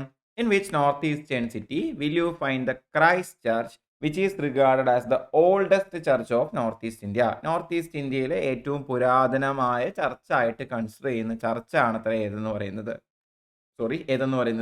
ദ ക്രൈസ്റ്റ് ചർച്ച് എന്ന് പറയുന്നത്. ഈ ക്രൈസ്റ്റ് ചർച്ച് ഏത് നോർത്ത് ഈസ്റ്റേൺ സിറ്റിയിലാണ് നിങ്ങൾക്ക് കാണാൻ കഴിയുക എന്നാണ് ചോദിച്ചിരിക്കുന്നത്. തന്നിരിക്കുന്ന 4 നോർത്ത് ഈസ്റ്റേൺ സിറ്റികൾ തന്നെയാണ്. ഇതിൽ ഗുവാഹട്ടിയിലാണ് എന്ത് ചെയ്യാൻ പറ്റുന്നത്, നമുക്ക് ഈ പറയുന്ന ക്രൈസ്റ്റ് ചർച്ച് കാണാൻ കഴിയുന്നത്. ഞാൻ ഈ പറഞ്ഞ പോലെ സ്ഥിരം ചോദിക്കുന്ന ഒരു ചോദ്യം എന്നല്ല, അങ്ങനെ കണ്ടിട്ടില്ല, എന്നാലും ഓർത്തു വയ്ക്കുക. എവിടെയാണ്? ഗുവാഹട്ടിയിലാണ് എന്ത് ചെയ്യുന്നത്, കാണാൻ പറ്റുന്നത് എന്ന് എന്ത് ചെയ്യുക, ഓർത്തു വയ്ക്കുക. എന്നാൽ പിടിച്ചോ അടുത്ത ചോദ്യം. In which of the following states are the Palitana temples a Jain pilgrimage site is located? Again അങ്ങനെ കാണുന്നതല്ല, ഇതുവരെ കണ്ടിട്ടില്ല. ഒരു ജൈനമത പിൽഗ്രിമേജ് കേന്ദ്രമായിട്ടുള്ള പലീതാന ടെമ്പിൾസ്, അങ്ങനെയാണ് വായിക്കുക എന്ന് എനിക്കറിയില്ല മക്കളെ, എന്തായാലും സ്പെല്ലിംഗ് കറക്റ്റാണ്. ചോദ്യപേപ്പറിൽ ഇങ്ങനെ തന്നെയാണ് ഉണ്ടായിരുന്നത്. ഇത് എവിടെയാണുള്ളതെന്നാണ്, ഏത് സംസ്ഥാനത്തിലുള്ളതെന്നാണ് ചോദിച്ചിരിക്കുന്നത്. ഇതുള്ളത് എവിടെയാണ്? ഗുജറാത്തിലാണ് ജൈനമത വിശ്വാസ കേന്ദ്രമായിട്ടുള്ള പലീതാന ടെമ്പിൾസ് ഉള്ളത്. ഈ ജൈനമത വിശ്വാസം പറയുമ്പോൾ എപ്പോഴും ചോദിക്കാറുള്ള രാജസ്ഥാനിലാണ്. രാജസ്ഥാനിലെ ദിൽവാര ടെമ്പിൾസ് അല്ലെ, ദിൽവാര ക്ഷേത്രം മൗണ്ട് അബുവിലുള്ളതാണ്. ഇത് ഹിന്ദുക്കൾക്കും ജൈനന്മാർക്കും ഒരുപോലെ പ്രധാനപ്പെട്ടിട്ടുള്ളതാണ്. അതേത് സംസ്ഥാനത്തിലാണെന്ന് ഇന്ത്യക്കാരുണ്ട് എപ്പോഴും ചോദിച്ച് കാണാറുണ്ട്. അതാണ് നമ്മുടെ സ്ഥിരം ചോദ്യം എന്ന് പറയുന്നത്. ഇനിയും ചോദിക്കും. ഇതങ്ങനെ ഞാൻ കണ്ടിട്ടില്ല, എന്നാലൊന്ന് ഓർത്ത് വെച്ചോളൂ. പലീതാന ടെമ്പിൾസ് ഞാൻ തൽക്കാലം അങ്ങനെ വായിക്കുന്നുണ്ട്. അതെവിടെയാണുള്ളത്? ഗുജറാത്തിലാണെന്നും എന്ത് ചെയ്യുക, കറക്റ്റായിട്ട് ഓർത്ത് വയ്ക്കുക. അടുത്തത്, Venu Vana Vihara Buddhist monastery is in which among the following states of India? ഈ അടുത്ത് ഏതൊക്കെയോ പരീക്ഷകളിൽ ഞാൻ ഈ ചോദ്യം ആവർത്തിക്കുന്നത് കണ്ടു. പുതിയ ചോദ്യമാണ്, ബട്ട് ഇപ്പോൾ അത് പലയിടത്തും കാണുന്നുണ്ട്, അതുകൊണ്ടൊന്ന് നോട്ട് ചെയ്ത് വെച്ചോളൂ. വേണു വാന വിഹാര ബുദ്ധിസ്റ്റ് മൊണാസ്ട്രി ഇന്ത്യയിൽ ഏത് സംസ്ഥാനത്തിലാണെന്ന് ചോദിച്ചു കഴിഞ്ഞാൽ ത്രിപുരയിലാണ് എന്ത് ചെയ്യുന്നത്, ഈ പറയുന്ന വേണു വാന വിഹാര ബുദ്ധിസ്റ്റ് മൊണാസ്ട്രി എന്ത് ചെയ്യുന്നത്, സിറ്റുവേറ്റ് ചെയ്യുന്നതെന്ന് എന്ത് ചെയ്യുക, കറക്റ്റായിട്ട് മനസ്സിലാക്കി വയ്ക്കുക. അടുത്തത് നമുക്ക് എല്ലാവർക്കും കുറച്ചും കൂടെ നന്നായിട്ട് അറിയുന്ന ഒരു ചോദ്യമാണ്. Which is the first Indian mosque? ഇന്ത്യയിൽ പണി കഴിപ്പിക്കപ്പെട്ട ആദ്യത്തെ മുസ്ലിം പള്ളി ഏതാണ്? നമുക്ക് എല്ലാവർക്കും അറിയാം ഇന്ത്യയിൽ പണികഴിപ്പിക്കപ്പെടുന്ന ആദ്യത്തെ മുസ്ലിം പള്ളി എവിടെയാ പറയാ? നോർത്തിലോ വെസ്റ്റിലോ ഈസ്റ്റിലോ ഒന്നുമല്ല. അത് നമ്മുടെ കൊച്ചു കേരളത്തിലാണ് എന്ത് ചെയ്യുന്നത്? പണികഴിപ്പിക്കപ്പെടുന്നത് അല്ലേ? എവിടെയാണതുള്ളത്? കൊടുങ്ങല്ലൂരിലാണുള്ളത് അല്ലേ? ഇന്ത്യയിലെ ആദ്യത്തെ മുസ്ലിം പള്ളി എവിടെയാ വന്നത്? കൊടുങ്ങല്ലൂരിലാണുള്ളത്. ഏകദേശം 629 CE കാലഘട്ടത്തിലാണ് എന്ത് ചെയ്യുന്നത്? പണികഴിപ്പിക്കപ്പെടുന്നത്. ആൻഡ് അതിന്റെ പേരെന്താണ്? ചേരമാൻ ജുമാ മസ്ജിദ്. ഈ അടുത്ത് എന്ത് ചെയ്തിരുന്നു? അത് പുതുക്കി പണിയൊക്കെ ചെയ്തിരുന്നു അല്ലേ? ചേരമാൻ ജുമാ മസ്ജിദ് ആണ് ഇന്ത്യയിലെ ഏറ്റവും ആദ്യത്തെ മുസ്ലിം പള്ളി എന്ന് പറയുന്നത്. ആൻഡ് ഇത് കേരളത്തിലാണ്, ഓഫ് കോഴ്സ് കൊടുങ്ങല്ലൂരിലാണ്. ഏകദേശം 629 കാലഘട്ടങ്ങളിലാണ് എന്ത് ചെയ്യുന്നത്? ഇത് പണി കഴിപ്പിച്ചു എന്ന് എന്ത് ചെയ്യുക? മനസ്സിലാക്കുക. അടുത്തത് Parshvanath temple is located in which state? ഇത് പലപ്പോഴും ചോദിച്ചു തന്നിട്ടുള്ള ഒരു ചോദ്യമാണ്. പാർശ്വനാഥ് ക്ഷേത്രം ഏത് സംസ്ഥാനത്തിൽ സ്ഥിതി ചെയ്യുന്നു? എപ്പോഴും ചോദിക്കുന്ന ഒരു ചോദ്യമാണെന്ന് ഞാൻ പറയുന്നില്ല, പക്ഷെ പലപ്പോഴും എന്ത് ചെയ്യാറുണ്ട്? ആവർത്തിക്കാറുണ്ട്. പാർശ്വനാഥ് ക്ഷേത്രം സിറ്റുവേറ്റ് ചെയ്യുന്നത് മധ്യപ്രദേശിലാണ്. മധ്യപ്രദേശിലാണ് എന്ത് ചെയ്യുന്നത്? ഈ പറയുന്ന പാർശ്വനാഥ് ക്ഷേത്രം എന്ത് ചെയ്യുന്നത്? സിറ്റുവേറ്റ് ചെയ്യുന്നത് എന്ന് കൃത്യമായിട്ട് എന്ത് ചെയ്യുക? ഓർത്തു വയ്ക്കുക. പാർശ്വനാഥ് ടെമ്പിൾ മധ്യപ്രദേശാണ്. അടുത്തത് ഇതൊരു സ്ഥിരം ചോദ്യമാണ്. The famous Jagannath temple is located in which of the following cities? എപ്പോഴും ചോദിക്കുന്ന ചോദ്യമാണ്. നമ്മൾ ഓൾറെഡി കഥ പറഞ്ഞിട്ടുള്ളതാണ് അല്ലേ?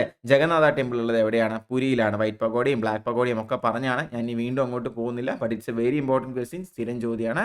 ജഗന്നാഥ ക്ഷേത്രം എവിടെയാണുള്ളത്? പുരിയിലാണ് എന്ത് ചെയ്യുക? മനസ്സിലാക്കി വയ്ക്കുക. അടുത്ത ചോദ്യം, in which state is the Chalo lake festival celebrated? Chalo lake festival ഏത് സംസ്ഥാനത്തിലാണ് സിറ്റുവേറ്റ് ചെയ്യുന്നത്? നമ്മളൊരു ചെറിയ കാര്യം എനിക്ക് പറയാതിരിക്കാൻ കഴിയില്ല. നമ്മൾ ഈ പറയുന്ന പോലെ ഗ്രൂപ്പ് ഡിയുടെ ചോദ്യങ്ങളിലൂടെയൊക്കെ ഇങ്ങനെ കടന്നു പോകുമ്പോൾ, അതുപോലെ തന്നെ അവസാനം നടന്ന CGLന്റെ ചോദ്യങ്ങളിലൂടെയൊക്കെ കടന്നു പോകുമ്പോൾ, ഈ സ്റ്റാറ്റിക് GKയിൽ ഇന്ത്യ ഫാക്ട്സ് ഭാഗത്ത് നിന്ന് ഇപ്പൊ നല്ലോണം നോർത്ത് ഈസ്റ്റേൺ സംസ്ഥാനങ്ങളെ അടിസ്ഥാനമാക്കിയിട്ടുള്ള ചോദ്യങ്ങൾ ചോദിച്ചു തുടങ്ങിയിട്ടുണ്ട്. അതുകൊണ്ട് തന്നെ ഈ നോർത്ത് ഈസ്റ്റേൺ സ്റ്റേറ്റ്സ് ഇന്ത്യ ഫാക്ട്സിൽ തന്നെ, ഇന്ത്യ ഫാക്ട്സ് വളരെ ഇമ്പോർട്ടന്റ് ആണ്, അതിലൊരു സംശയമില്ല. ഇന്ത്യ ഫാക്ട്സിൽ തന്നെ നോർത്ത് ഈസ്റ്റേൺ സ്റ്റേറ്റ്സ് പഠിക്കുമ്പോൾ എന്ത് ചെയ്യുക? ഒരു പൊടിക്ക് നിങ്ങൾ ഇമ്പോർട്ടൻസ് എക്സ്ട്രാ കൊടുത്ത് എന്ത് ചെയ്യുക? പഠിക്കാനായിട്ട് ട്രൈ ചെയ്യുക കേട്ടോ. അപ്പോൾ എന്തായാലും ചലോ ലേക്ക് ഫെസ്റ്റിവൽ സിറ്റുവേറ്റ് ചെയ്യുന്നത്, ചലോ ലേക്ക് ഫെസ്റ്റിവൽ നടക്കുന്നത് എവിടെയാണെന്ന് ചോദിച്ചു കഴിഞ്ഞാൽ, ചലോ ലേക്ക് ഫെസ്റ്റിവൽ നടക്കുന്നത് എവിടെയാണ്? അരുണാചൽ പ്രദേശിലാണെന്ന് മനസ്സിലാക്കി. അരുണാചൽ പ്രദേശിലാണ് എന്ത് ചെയ്യുന്നത്? ഈ പറയുന്ന ചലോ ലേക്ക് ഫെസ്റ്റിവൽ എന്ത് ചെയ്യുന്നത്? നമ്മൾ ആഘോഷിക്കുന്നത്. സെറ്റല്ലേ? എന്നാ പിടിച്ചു. അടുത്തത്, who was the first Indian citizen to receive the Nobel prize in literature? സാഹിത്യത്തിലെ ആദ്യത്തെ നോബൽ സമ്മാനം കിട്ടിയ ഇന്ത്യക്കാരൻ ആരാണ് എന്നാണ് ചോദിച്ചിരിക്കുന്നത്. എഗെയിൻ ഒരു സ്ഥിരം ചോദ്യമാണ്. സാഹിത്യത്തിൽ നോബൽ സമ്മാനം കിട്ടുന്ന ആദ്യത്തെ ഇന്ത്യക്കാരൻ അല്ലെങ്കിൽ ഏഷ്യക്കാരൻ, അദ്ദേഹത്തിന്റെ പേര് രവീന്ദ്രനാഥ ടാഗോർ എന്നാണ് അല്ലേ? നമുക്ക് എല്ലാവർക്കും അറിയാം രവീന്ദ്രനാഥ ടാഗോറിന് അദ്ദേഹത്തിന്റെ കവിതാ സമാഹാരമായിട്ടുള്ള ഗീതാഞ്ജലി എന്ന് പറയുന്ന പുസ്തകത്തിന് 1913 എന്ത് ചെയ്യുന്നത്? നോബൽ സമ്മാനം കിട്ടുന്നത്. പല പരീക്ഷകൾക്കും ഈ വർഷം ചോദിക്കാറുണ്ട്. അപ്പോൾ അത് ഓർത്ത് വെച്ചോളൂ. 1913 എന്ത് ചെയ്യുന്നത്? രവീന്ദ്രനാഥ ടാഗോറിന് നോബൽ സമ്മാനം ലഭിക്കുന്നത്. കിട്ടിയ പുസ്തകം ഗീതാഞ്ജലി. ഈ ഗീതാഞ്ജലിയുടെ മറ്റൊരു പ്രത്യേകത എന്താ? ഈ ഗീതാഞ്ജലിയിൽ നിന്നാണ് എന്ത് ചെയ്തിരിക്കുന്നത്? നമ്മുടെ നാഷണൽ ആന്തമായിട്ടുള്ള ജനഗണമന എന്ത് ചെയ്തിരിക്കുന്നത്? എടുത്തിരിക്കുന്നത് അല്ലേ? നമ്മുടെ ജനഗണമന നമ്മൾ തൊട്ടുമുമ്പ് പറഞ്ഞാണ്, ദ്രാവിഡ ഉത്കല ബംഗ അല്ലേ? ജനഗണമനയിൽ തുടങ്ങുന്ന നമ്മുടെ നാഷണൽ ആന്തം എടുത്തിരിക്കുന്നത് എവിടെ നിന്നാണ്? ഗീതാഞ്ജലിയിൽ നിന്നാണ്. അതേപോലെ ബംഗാൾ വിഭജനത്തിൽ മനംനൊന്ത് നമ്മുടെ രവീന്ദ്രനാഥ ടാഗോർ എഴുതുന്ന മറ്റൊരു കവിതയാണ് ഇതെന്ന് പറയുന്നത് അമർ സോനാ ബംഗ്ല എന്ന് പറയുന്നത്. അമർ സോനാ ബംഗ്ല എന്ന് പറയുന്നത് ഇത് പിന്നീട് ബംഗ്ലാദേശ് രൂപീകരിക്കപ്പെട്ടപ്പോൾ ബംഗ്ലാദേശിന്റെ നാഷണൽ ആന്തമായി മാറിയതാണ് ഇതെന്ന് പറയുന്നത് ഈ പറയുന്ന അമർ സോനാ ബംഗ്ല എന്ന് പറയുന്നത്. അതോടുകൂടെ രവീന്ദ്രനാഥ ടാഗോറിന് ലോകത്തിൽ മറ്റാർക്കും അവകാശപ്പെടാനില്ലാത്തൊരു പ്രത്യേക ക്രെഡിറ്റ്, ഒരു യുണീക്ക് ആയിട്ടുള്ള ക്രെഡിറ്റ് കിട്ടി.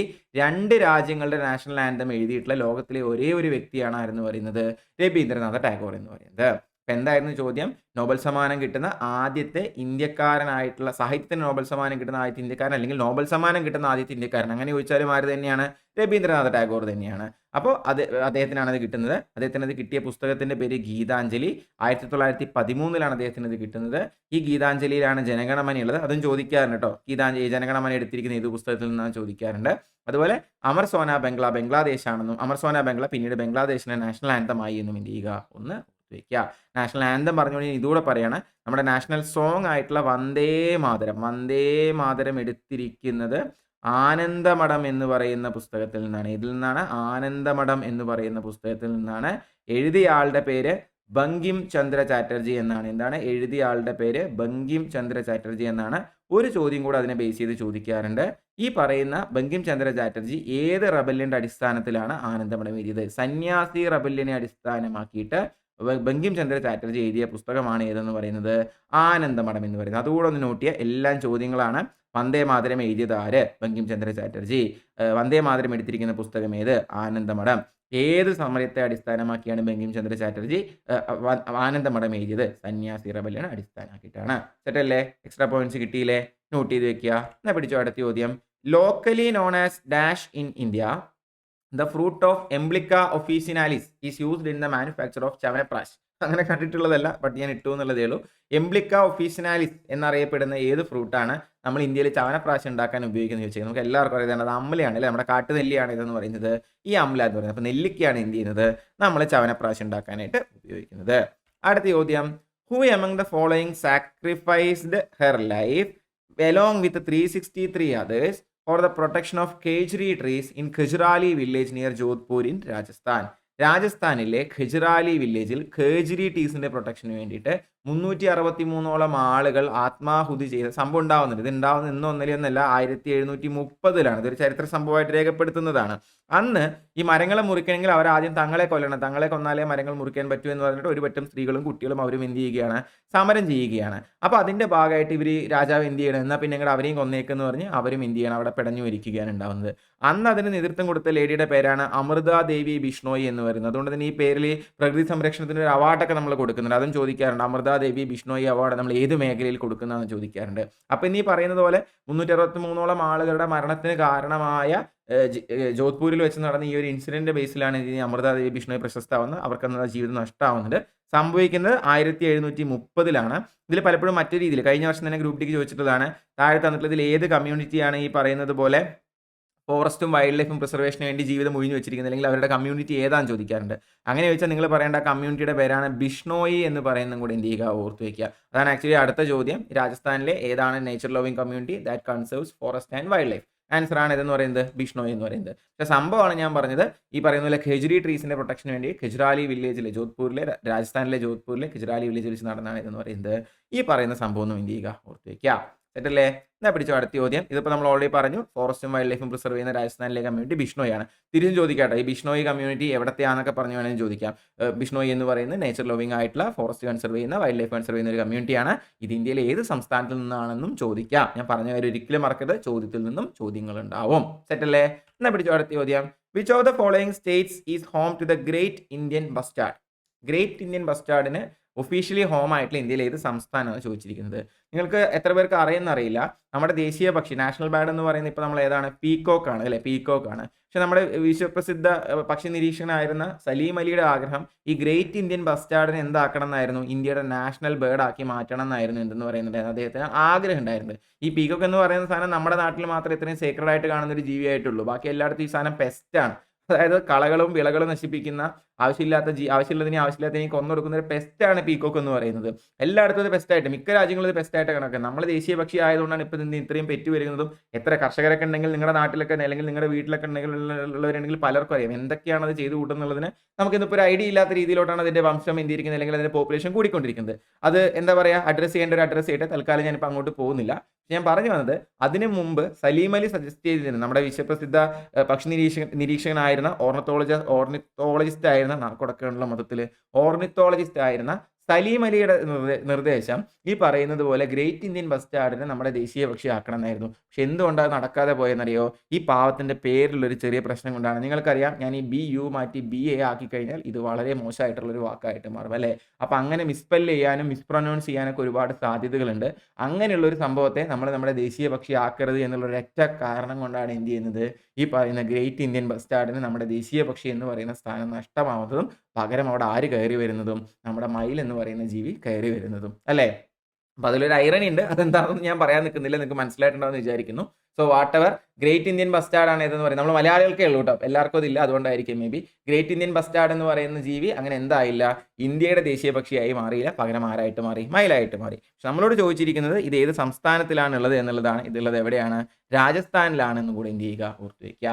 അപ്പം ഗ്രേറ്റ് ഇന്ത്യൻ ബസ്റ്റാർഡ് ആയിരുന്നു ഇന്ത്യയുടെ ദേശീയ പക്ഷി ആവുന്നത്. എനിക്കൊന്ന് കഴിഞ്ഞതിന് മുമ്പത്തെ ഏതോ ഒരു NTPCക്ക് അങ്ങനെ തന്നെ ഒരു ചോദ്യം ഉണ്ടായിരുന്നു, താഴെ തന്നിട്ടുള്ളതിൽ ഏതിനെയാണ് നമ്മൾ ദേശീയ പക്ഷിയാക്കാൻ കൺസിഡർ ചെയ്തിരുന്നത് എന്തോ ചോദിച്ചിട്ട്. അപ്പോൾ അതുകൂടെ നോട്ട് ചെയ്തു. എന്തായാലും ഇത് കാണപ്പെടുന്ന ഏറ്റവും കൂടുതൽ കാണപ്പെടുന്ന എവിടെയാണ്, രാജസ്ഥാനിലാണ് ഈ സംസ്ഥാന പക്ഷി ആവുന്നതെന്നും എന്ത് ചെയ്യുക, ഓർത്ത് വയ്ക്കുക.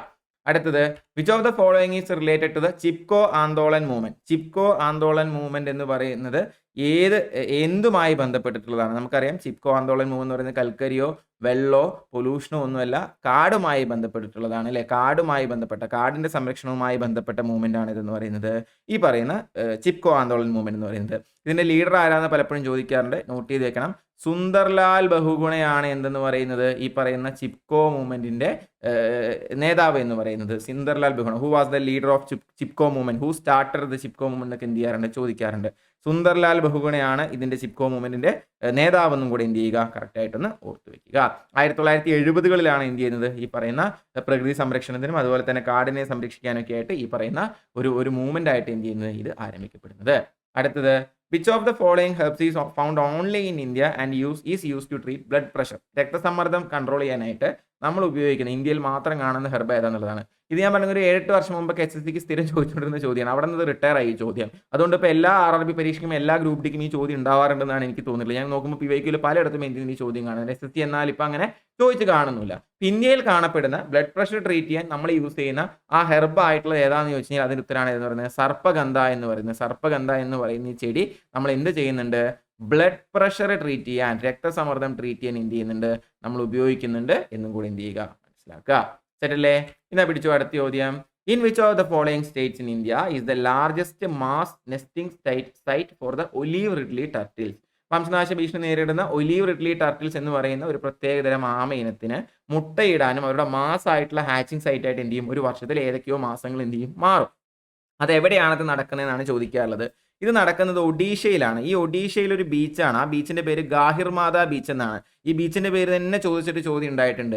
ഒഡീഷയിലെ ഗാഹിർമാത ബീച്ചിലാണ് കൊല്ലത്തിൽ ഇത്തരത്തിലൊരു അത്ഭുത പ്രവൃത്തി എന്ത് നടക്കുന്നത്. ആ സമയത്ത് എനിക്ക് ആളുകളൊക്കെ അങ്ങോട്ട് അലയുന്നതിന് ഭയങ്കരമായ റെസ്ട്രിക്ഷൻസ് ഉണ്ട്. അപ്പോൾ ഈ ഒലീവ് റിഡ്ലി ടർട്ടിൽസിന്റെ ഹാച്ചിങ്ങിന് വേണ്ടിയിട്ട് മുട്ടയിടാനായിട്ടും പുതിയ കുഞ്ഞുങ്ങൾ ഉണ്ടാവാനായിട്ട് ഒരു വർഷത്തിൽ അവിടെ തന്നെ ഒരു പടാണ്. അത്രയും ഒരുപാടാണ്, ആയിരക്കണക്കിനെണ്ണം എന്ത് ചെയ്യും, കരയിലേക്ക് വരികയും ഒരു കരയിലാണല്ലോ മുട്ടയിടുക, മുട്ടയിട്ടിട്ട് എന്ത് ചെയ്യുകയും ചെയ്യും, കടലിലേക്ക് തിരിച്ചു പോവുകയും ചെയ്യും. അപ്പോൾ ഒഡീഷയിലെ ഗാഹിർമാത ബീച്ചിന് ഫേമസ് ആയിട്ടുള്ള ഒഡീഷയിലെ ഗാഹിർമാത ബീച്ച് ഫേമസ് ആവുന്ന എന്തിനാണ്, ഈ പറയുന്ന ഒലീവ് റിഡ്ലി ടർട്ടിൽസിന്റെ മുട്ടയിടലിനാണ് എന്നും കൂടെ എന്ത് ചെയ്യുക, മനസ്സിലാക്കി വെക്കുക.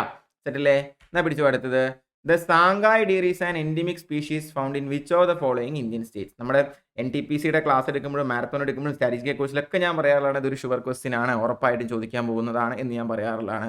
ഈ സാങ്കായ് ഡിയർ ഏത് സംസ്ഥാനത്തിൽ നിന്നുള്ളതല്ല, ഇനി ഞാൻ കൂടെ പറയാൻ പോകുന്ന പോയിന്റ്സ് ആണ് ഷുവർ ക്വസ്റ്റ്യൻ ആയിട്ട് വരാറുള്ളത്. ആൻഡ് ഓഫ് കോഴ്സ് ഈ സാങ്കായ് ഡിയറും അതുമായി ബന്ധപ്പെട്ടതായതുകൊണ്ട് എന്ത് ചെയ്യാറുണ്ട്, പലപ്പോഴും ആവർത്തിക്കാറുണ്ട്. ഈ സാങ്കായ് ഡിയർ ഇന്ത്യയിൽ ഒരൊറ്റ സംസ്ഥാനത്തിലേ കാണുന്നുള്ളൂ. ആ കാണുന്ന സംസ്ഥാനത്തിന്റെ പേര് മണിപ്പൂർ എന്നാണ്. അത് മണിപ്പൂരിൽ തന്നെ എല്ലായിടത്തും ഇത് കാണുന്നില്ല. ഇതൊരേ ഒരു സ്ഥലത്താണ് ഇന്ത്യ നമ്മൾ കാണപ്പെടുന്നത്. ആ കാണുന്ന സ്ഥലത്തിന്റെ പേര് കേബിൾ ലംജാവോ നാഷണൽ പാർക്ക് എന്നാണ്. ഇതാണ് ഞാൻ പറഞ്ഞ സ്ഥിരം ചോദ്യം എന്ന് പറയുന്നത്, കേബിൾ ലംജാവോ നാഷണൽ പാർക്ക്. ഇതിനൊരു പ്രത്യേകതയുണ്ട്. ഈ കേബിൾ ലംജാവോ നാഷണൽ പാർക്കാണ് only floating national park in the world. ഒഴുകി നടക്കുന്ന അല്ലെങ്കിൽ കരയ്ക്ക് പൊങ്ങി നിൽക്കുന്ന, അല്ലെ, വെള്ളത്തിൽ പാറി നിൽക്കുന്ന ഒരു ഐലൻഡ് പോലെയൊക്കെ നിൽക്കുന്ന only floating national park in the world ആണ് ഇതെന്ന് പറയുന്നത്, കേബിൾ ലംജാവോ നാഷണൽ പാർക്ക് എന്ന് പറയുന്നത്. ഇത് എപ്പോഴും ചോദിക്കാറുള്ളതാണ്, ഈ ലോകത്തിലെ ഒരേ ഒരു ഫ്ലോട്ടിംഗ് നാഷണൽ പാർക്ക് ഏതാണ്, അതുള്ളത് എവിടെയാണ്, മണിപ്പൂരിലാണ്. ഇനി ഒന്നുകൂടെ കൃത്യമായിട്ട് പറഞ്ഞാൽ മണിപ്പൂരിലെ ലോക്തക് ലേക്കിലാണ് എന്ത് ചെയ്യുന്നത്, ലോക്തക് തടാകത്തിലാണ് എന്ത് ചെയ്യുന്നത്, ഈ പറയുന്ന കേബിൾ ലംജാവോ നാഷണൽ പാർക്ക് ഉള്ളത്. അവിടെ പ്രൊട്ടക്ട് ചെയ്തിട്ടുള്ള എൻഡമിക് സ്പീഷീസ് ആണ് ഏതെന്ന് പറയുന്നത്, ഈ പറയുന്ന സാങ്കായ് ഡിയർ എന്ന് പറയുന്നത്. മണിപ്പൂരിന്റെ സംസ്ഥാന മൃഗവും ഏത് തന്നെയാണ്, സാങ്കായ് ഡിയർ ആണ്. അതും എന്ത് ചെയ്യാറുണ്ട്, ചോദിക്കാറുണ്ട്. അപ്പോൾ ഈ സാങ്കായ് ഡിയർ എന്ന് പറയുന്ന എൻഡമിക് സ്പീഷീസിനെ മണിപ്പൂരിലെ ലോക്തക് ലേക്കിലെ കേബിൾ ലംജാവോ നാഷണൽ പാർക്കിൽ, ലോകത്തിലെ ഒരു ഫ്ലോട്ടിംഗ് നാഷണൽ പാർക്ക് ആയിട്ടുള്ള കേബിൾ ലംജാവോ നാഷണൽ പാർക്കിൽ എന്ത് ചെയ്യുന്നു, നമ്മൾ പ്രൊട്ടക്ട് ചെയ്യുന്നു. മണിപ്പൂരിന്റെ സംസ്ഥാന മൃഗവും ഏത് തന്നെയാണ്, ഈ പറയുന്ന സാങ്കായ് ഡിയർ ആണെന്ന് എന്ത് ചെയ്യുക, മനസ്സിലാക്കി വെക്കുക. എന്നാ പിടിച്ചോ അടുത്ത ചോദ്യം. Which sanctuary has the largest number of one horn rhinoceros. സ്ഥിരം ചോദ്യമാണ്, നമുക്ക് എല്ലാവർക്കും അറിയാം. ഇന്ത്യയിൽ ഒറ്റക്കൊമ്പൻ കാണ്ടാമൃഗങ്ങൾക്ക് ഫേമസ് ആയിട്ടുള്ള നാഷണൽ പാർക്കാണ് എന്ന് പറയുന്നത് കാസിരംഗ നാഷണൽ പാർക്ക് എന്ന് പറയുന്നത്, അല്ലേ. കാസിരംഗ എവിടെയാണ് എല്ലാവർക്കും അറിയാം, ആസാമിലാണ് എന്തുള്ളത്, കാസിരംഗ നാഷണൽ പാർക്ക് ഉള്ളതെന്ന് ഓർത്തു വയ്ക്കുക. ഒറ്റക്കൊമ്പൻ കാണ്ടാമൃഗങ്ങൾക്ക് ഫേമസ് ആയിട്ടുള്ള, ഒറ്റക്കൊമ്പിന് വേണ്ടി ഒരുപാട് ഹണ്ട് ചെയ്ത് വംശനാശ ഭീഷണി നേരിടുന്ന ജീവിവർഗ്ഗമാണ്. അപ്പോൾ അത് ഇവരുടെ പോപ്പുലേഷൻ കൂടി വരുന്നുണ്ട്. കാസിരംഗയിലാണ് എന്ത് ചെയ്യുന്നത്, ഇവരുള്ളതെന്ന് മനസ്സിലാക്കുക. അടുത്തത് എല്ലാവർക്കും അറിയുന്ന ഒരു ചോദ്യമാണ്. Identify the state of India in which the Bandipur national park is located. Bandipur national park ഇന്ത്യയിലെ ഏത് സംസ്ഥാനത്തിലാണെന്നുള്ളതാണ്. ബന്ദിപ്പൂർ നാഷണൽ പാർക്ക് ഇന്ത്യയിൽ എവിടെയാണുള്ളത്, കർണാടകയിലാണുള്ളത്, അല്ലേ. കർണാടകയിലാണ്, ആ ബോർഡറാണ്, കർണാടക തമിഴ്നാട് ബോർഡർ, മുതുമല ഏരിയയ്ക്ക് ഒരേ ബോർഡറാണ്. ബട്ട് ഇനി ഇവ നമ്മൾ പറയുമ്പോൾ ടെക്നിക്കലി എവിടെ തന്നെയാണുള്ളത്, കർണാടകയിലാണ് എന്ത് ചെയ്യുന്നത്, ബന്ദിപ്പൂർ നാഷണൽ പാർക്ക് വരുന്നത്. അടുത്ത് Chandoli national park is located in which state. Chandoli national park എവിടെയാണ് ചോദിച്ചേക്കുന്നത്. ചാന്തോളി നാഷണൽ പാർക്ക് എവിടെയാണുള്ളത്, മഹാരാഷ്ട്രയിലാണ്. മഹാരാഷ്ട്രയിലാണ് എന്ത് സിറ്റുവേറ്റ് ചെയ്യുന്നത്, ചാന്തോളി നാഷണൽ പാർക്ക് സിറ്റുവേറ്റ് ചെയ്യുന്നത് ഓർത്തു വയ്ക്കുക. അടുത്തത് in which of the following states is the Pachmarhi bio reserve situated എന്നാണ് ചോദിച്ചിരിക്കുന്നത്. ഈ പച്മർഹി ഹിൽ സ്റ്റേഷനാണ് ക്യൂൻ ഓഫ് സത്പുര എന്നറിയപ്പെടുന്നത്. അതും ചോദിക്കാറുണ്ട്. ക്യൂൻ ഓഫ് സത്പുര എന്നറിയപ്പെടുന്ന ഏതാണ് എന്ന് ചോദിക്കാറുണ്ട്. നിങ്ങൾ ജോഗ്രഫിയിൽ കുറച്ചും കൂടി ഡീറ്റെയിൽ ആയിട്ട് പഠിച്ചിട്ടുണ്ടാവും. ക്യൂൻ ഓഫ് സത്പുര എന്നറിയപ്പെടുന്നത് പച്മർഹി ഹിൽ സ്റ്റേഷനാണ്. അപ്പോൾ ഈ പച്മർഹി ബയോ റിസർവ് എവിടെയാണെന്ന് ചോദിച്ചിരിക്കുന്നത്. പച്മർഹി ബയോ റിസർവ് ഉള്ളത് എവിടെയാണ്? മധ്യപ്രദേശിലാണ് എന്ത് ചെയ്യുന്നത്? ഈ പറയുന്ന പച്മർഹി ബയോ റിസർവ് വരുന്നത്. എന്ത് ചെയ്യുക? ഓർത്ത് വയ്ക്കുക. മധ്യപ്രദേശിന് പറയുമ്പോൾ ഒരുപാട് കാര്യങ്ങൾ നമുക്ക് ചോദിക്കാറുണ്ട്. സ്ഥിരം ചോദിക്കാറുള്ളത് ഇപ്പോൾ ഗ്വാളിയോർ അല്ലേ, നമ്മുടെ ലാലേട്ടൻ പണ്ട് സംഗീതം പഠിക്കാൻ പോയ ഗ്വാളിയോർ അല്ലേ, ഈ ഗ്വാളിയോറിലാണ് ആര് ജനിക്കുന്നത്? സോറി, ഈ ഗ്വാളിയോറിലാണ് എന്ത് നടക്കുന്നത്? ടാൻസൻ മ്യൂസിക് ഫെസ്റ്റിവൽ നടക്കുന്നത് അല്ലേ. നമ്മുടെ ടാൻസിൻ്റെ ദേശമായിരുന്നു ഏതെന്ന് പറയുന്നത്? ഗ്വാളിയോർ എന്ന് പറയുന്നത്. ടാൻസൻ മ്യൂസിക് ഫെസ്റ്റിവൽ നടക്കുന്ന വെന്യൂ മധ്യപ്രദേശിലാണ് ഇത് വരുന്നത്? ഗ്വാളിയോർ വരുന്നത്. പിന്നെ ഈ മധ്യപ്രദേശിൻ്റെ സ്ഥിരം ചോദ്യമാണ് നമ്മുടെ ഭിംബേത്ക കേവ്സ്. കാലങ്ങളായിട്ട് ചോദിച്ചുകൊണ്ടിരിക്കുന്നതാണ്. പാലിയോലിത്തിക്കും മിസോലിത്തിക്കും ആ കാലഘട്ടത്തിലൊക്കെ പെയിന്റിങ്സ് ഉണ്ടായിരുന്നു. സോറി, അത്രയും ലിത്തിക് അല്ല, ആ ലിത്തിക് ഏജിലെ സ്റ്റോൺ ഏജിലെ പെയിന്റിങ്സ് ഉണ്ടായിരുന്നു. നമ്മൾ പെയിന്റിങ്സ് ഉള്ള സ്ഥലമാണ് ഇതെന്ന് പറയുന്നത് ഈ പറയുന്ന ഭിംബേത്ക കേവ്സ് എന്ന് പറയുന്നത്. ഈ ഭിംബേത്ക കേവ്സ് ഈ സംസ്ഥാനത്തിലാണ് ചോദിക്കാറുണ്ട്. എവിടെയാണ്? മധ്യപ്രദേശിലാണ്. അതുപോലെ തന്നെ നമ്മുടെ സാഞ്ചി സ്തൂപം എവിടെയാണ് വരുന്നത്? മധ്യപ്രദേശിലാണ് വരുന്നത്. സാഞ്ചി സ്തൂപം എവിടെയാണ് വരുന്നത്? മധ്യപ്രദേശിലാണ്. പിന്നെ അതുപോലെ ഖജുരാഹോ ടെമ്പിൾസ് ഞാൻ പറയുന്നത് ഒരുപാട് പറയേണ്ടി വരും. ഞാൻ ബ്രേക്ക് എടുക്കുന്നു, സ്റ്റോപ്പ് ചെയ്യുന്നു. കാരണം മധ്യപ്രദേശൊക്കെ ഒരുപാട് വലിയ ഇന്ത്യയുടെ ഹൃദയം എന്നറിയപ്പെടുന്ന സംസ്ഥാനമാണ്. നടുക്ക് കിടക്കുന്നതാണ്. ഒരുപാട് കാര്യങ്ങളുണ്ട്. ഇപ്പോൾ ഭിംബേത്ക കേവ്സ് ആയാലും സാഞ്ചി സ്തൂപ ആയാലും ഖജുരാഹോ ടെമ്പിൾസ് ആയാലും എല്ലാം ഉള്ളത് എവിടെയാണ്? ഈ പറയുന്ന മധ്യപ്രദേശിലാണ്. രണ്ടെണ്ണം കൂടെ ഞാൻ പറഞ്ഞു നിർത്താം. നല്ലോണം ചോദ്യങ്ങൾ വരാറുള്ളതാണ് മധ്യപ്രദേശിനെ പറ്റിയിട്ട്. കൻഹ നാഷണൽ പാർക്കും പന്ന നാഷണൽ പാർക്കും രണ്ടും ഉള്ളത് എവിടെയാണ്? ഈ പറയുന്നത് പോലെ മധ്യപ്രദേശിലാണ്. കൻഹ നാഷണൽ പാർക്കായാലും പന്ന നാഷണൽ പാർക്കായാലും അതും വരുന്നത് എവിടെയാണ്? മധ്യപ്രദേശിലാണെന്ന് ഓർത്ത് വയ്ക്കുക. ഈ കൻഹ നാഷണൽ പാർക്കിനെയൊക്കെ ബേസ് ചെയ്തിട്ടാണ് ജംഗിൾ ബുക്ക്, നമ്മുടെ റുഡ്യാൾഡ് കിപ്ലിംഗ് ജംഗിൾ ബുക്ക് എഴുതിയതെന്ന് എന്ത് ചെയ്യുക? ഓർത്ത് വയ്ക്കുക. മാറിയൊക്കെ കാണാറുണ്ട്, പക്ഷേ കൻഹയും എന്ത് തന്നെയാണ്? കറക്റ്റ് ആയിട്ടുള്ള ആൻസർ തന്നെയാണ്. കൻഹ നാഷണൽ പാർക്കിനെ ബേസ് ചെയ്തിട്ടാണ്, അല്ലെങ്കിൽ ആ ഒരു ബേസിലാണ് എന്ത് ചെയ്തിരിക്കുന്നത്? റുഡ്യാർഡ് കിപ്ലിങ്ങിൻ്റെ നമ്മുടെ മൗഗ്ലി ഇല്ലേ, മൗഗ്ലി ഉള്ളതിനെയാണ് നമ്മൾ ഏതെന്ന് പറയുന്നത്? ജംഗിൾ ബുക്ക് എന്ന് പറയുന്നത്. റുഡ്യാർഡ് കിപ്ലിംഗ് എഴുതിയത് ആരാണ്? ജംഗിൾ ബുക്ക് എഴുതിയതെന്നും എന്ത് ചെയ്യാറുണ്ട്? ഡയറക്റ്റ് ആയിട്ട് ചോദിക്കാറുണ്ട്. അപ്പോൾ അതും എന്ത് ചെയ്യുക? ഒന്ന് ഓർത്ത് വയ്ക്കുക. ഞാൻ ഒന്ന് തുടങ്ങിയതാണ്, ആ വഴിയെ അങ്ങ് പോയി. പച്മർഹി ബയോ റിസർവ് അല്ലെങ്കിൽ Pachmarhi hill station queen of Satpura എന്നറിയപ്പെടുന്നു. അതുള്ളത് മധ്യപ്രദേശിലാണ് ഭിംബേത്ക കേവ്സ് ഉള്ളത്. മധ്യപ്രദേശിലാണ് സാഞ്ചി സ്തൂപ് ഉള്ളത്. മധ്യപ്രദേശിലാണ് ഖജുരാഹോ ടെമ്പിൾ ഉള്ളത്. മധ്യപ്രദേശിലാണ് കൻഹ നാഷണൽ പാർക്ക് ഉള്ളത്. മധ്യപ്രദേശിലാണ് പന്ന നാഷണൽ പാർക്ക് ഉള്ളത്. എന്ത് ചെയ്യുക? ഓർത്ത് വയ്ക്കുക. അപ്പോൾ മക്കളെ, ഇത്രയും ചോദ്യങ്ങളാണ് ഈ ക്ലാസ്സിൽ ഞാൻ നിങ്ങളിലേക്ക് എത്തിക്കാൻ ഉദ്ദേശിച്ചത്. ഒരു പിടി നല്ല ചോദ്യങ്ങളും അതുമായി ബന്ധപ്പെട്ട കുറച്ച് നല്ല ഫാക്ട്സും എനിക്ക് നിങ്ങളിലേക്ക് എത്തിക്കാൻ പറ്റി എന്ന് ഞാൻ വിശ്വസിക്കുന്നു. ഇനിയും നമുക്ക് ഡിസ്കസ് ചെയ്യാനായിട്ട് എന്തുണ്ട്? ചോദ്യങ്ങളുണ്ട്. സോ ആ ചോദ്യങ്ങൾ ഇനിയും നമുക്ക് ഇന്ത്യ ഫാക്ട്സ് കഴിഞ്ഞിട്ടില്ല, ഇനിയും ചോദ്യങ്ങളുണ്ട്. ഇനിയും നിങ്ങൾക്ക് ഇതുപോലെ യൂസ്ഫുൾ ആണെങ്കിൽ ചോദ്യങ്ങൾ വേണമെന്നുണ്ടെങ്കിൽ താഴെ ദയവേത് അറിയിക്കുക. അതുപോലെ നമ്മുടെ RRB ഗ്രൂപ്പ് ഡിയുടെ കംപ്ലീറ്റ് കോഴ്സ്, NTPCയുടെ ഒക്കെ കംപ്ലീറ്റ് കോഴ്സ്, ടയർ 1 ടയർ 2 ഒക്കെ കംപ്ലീറ്റ് കോഴ്സ് നമ്മുടെ ആപ്ലിക്കേഷനിൽ അവൈലബിൾ ആണ്. അതിൻ്റെ ഡീറ്റെയിൽസും കാര്യങ്ങളെല്ലാം ഡിസ്ക്രിപ്ഷനിലുണ്ട്. ഇല്ലെങ്കിൽ നിങ്ങൾക്ക് ഇതേ താഴെ കൊടുത്തിട്ടുള്ള നമ്പറിൽ നമ്മൾ എന്ത് ചെയ്യാം? നമ്മളെ കോൺടാക്ട് ചെയ്യാം. ഈ നമ്പറിൽ വിളിച്ച് കോഴ്സ് ഡീറ്റെയിൽസോ വേറെ എന്തെങ്കിലും കാര്യങ്ങളുണ്ടെങ്കിൽ അത് നമ്മളുമായിട്ട് ഷെയർ ചെയ്യാം. ക്ലാസ്സിനെ പറ്റിയിട്ടുള്ള അഭിപ്രായങ്ങളും ഈ പറയുന്നത് പോലെ എന്തെങ്കിലും സജഷൻസ് ഉണ്ടെങ്കിൽ അത് താഴെ കമൻറ്റ് സെക്ഷനിൽ എന്ത് ചെയ്യുക? തീർച്ചയായിട്ടും അറിയിക്കുക. അപ്പോൾ ഇത്രയും നേരം ഞാൻ പറഞ്ഞ കാര്യങ്ങൾ ക്ഷമയോടെ കേട്ടിരുന്നതിന് ഒരുപാട് നന്ദി. Thank you for watching academies. Have A nice day.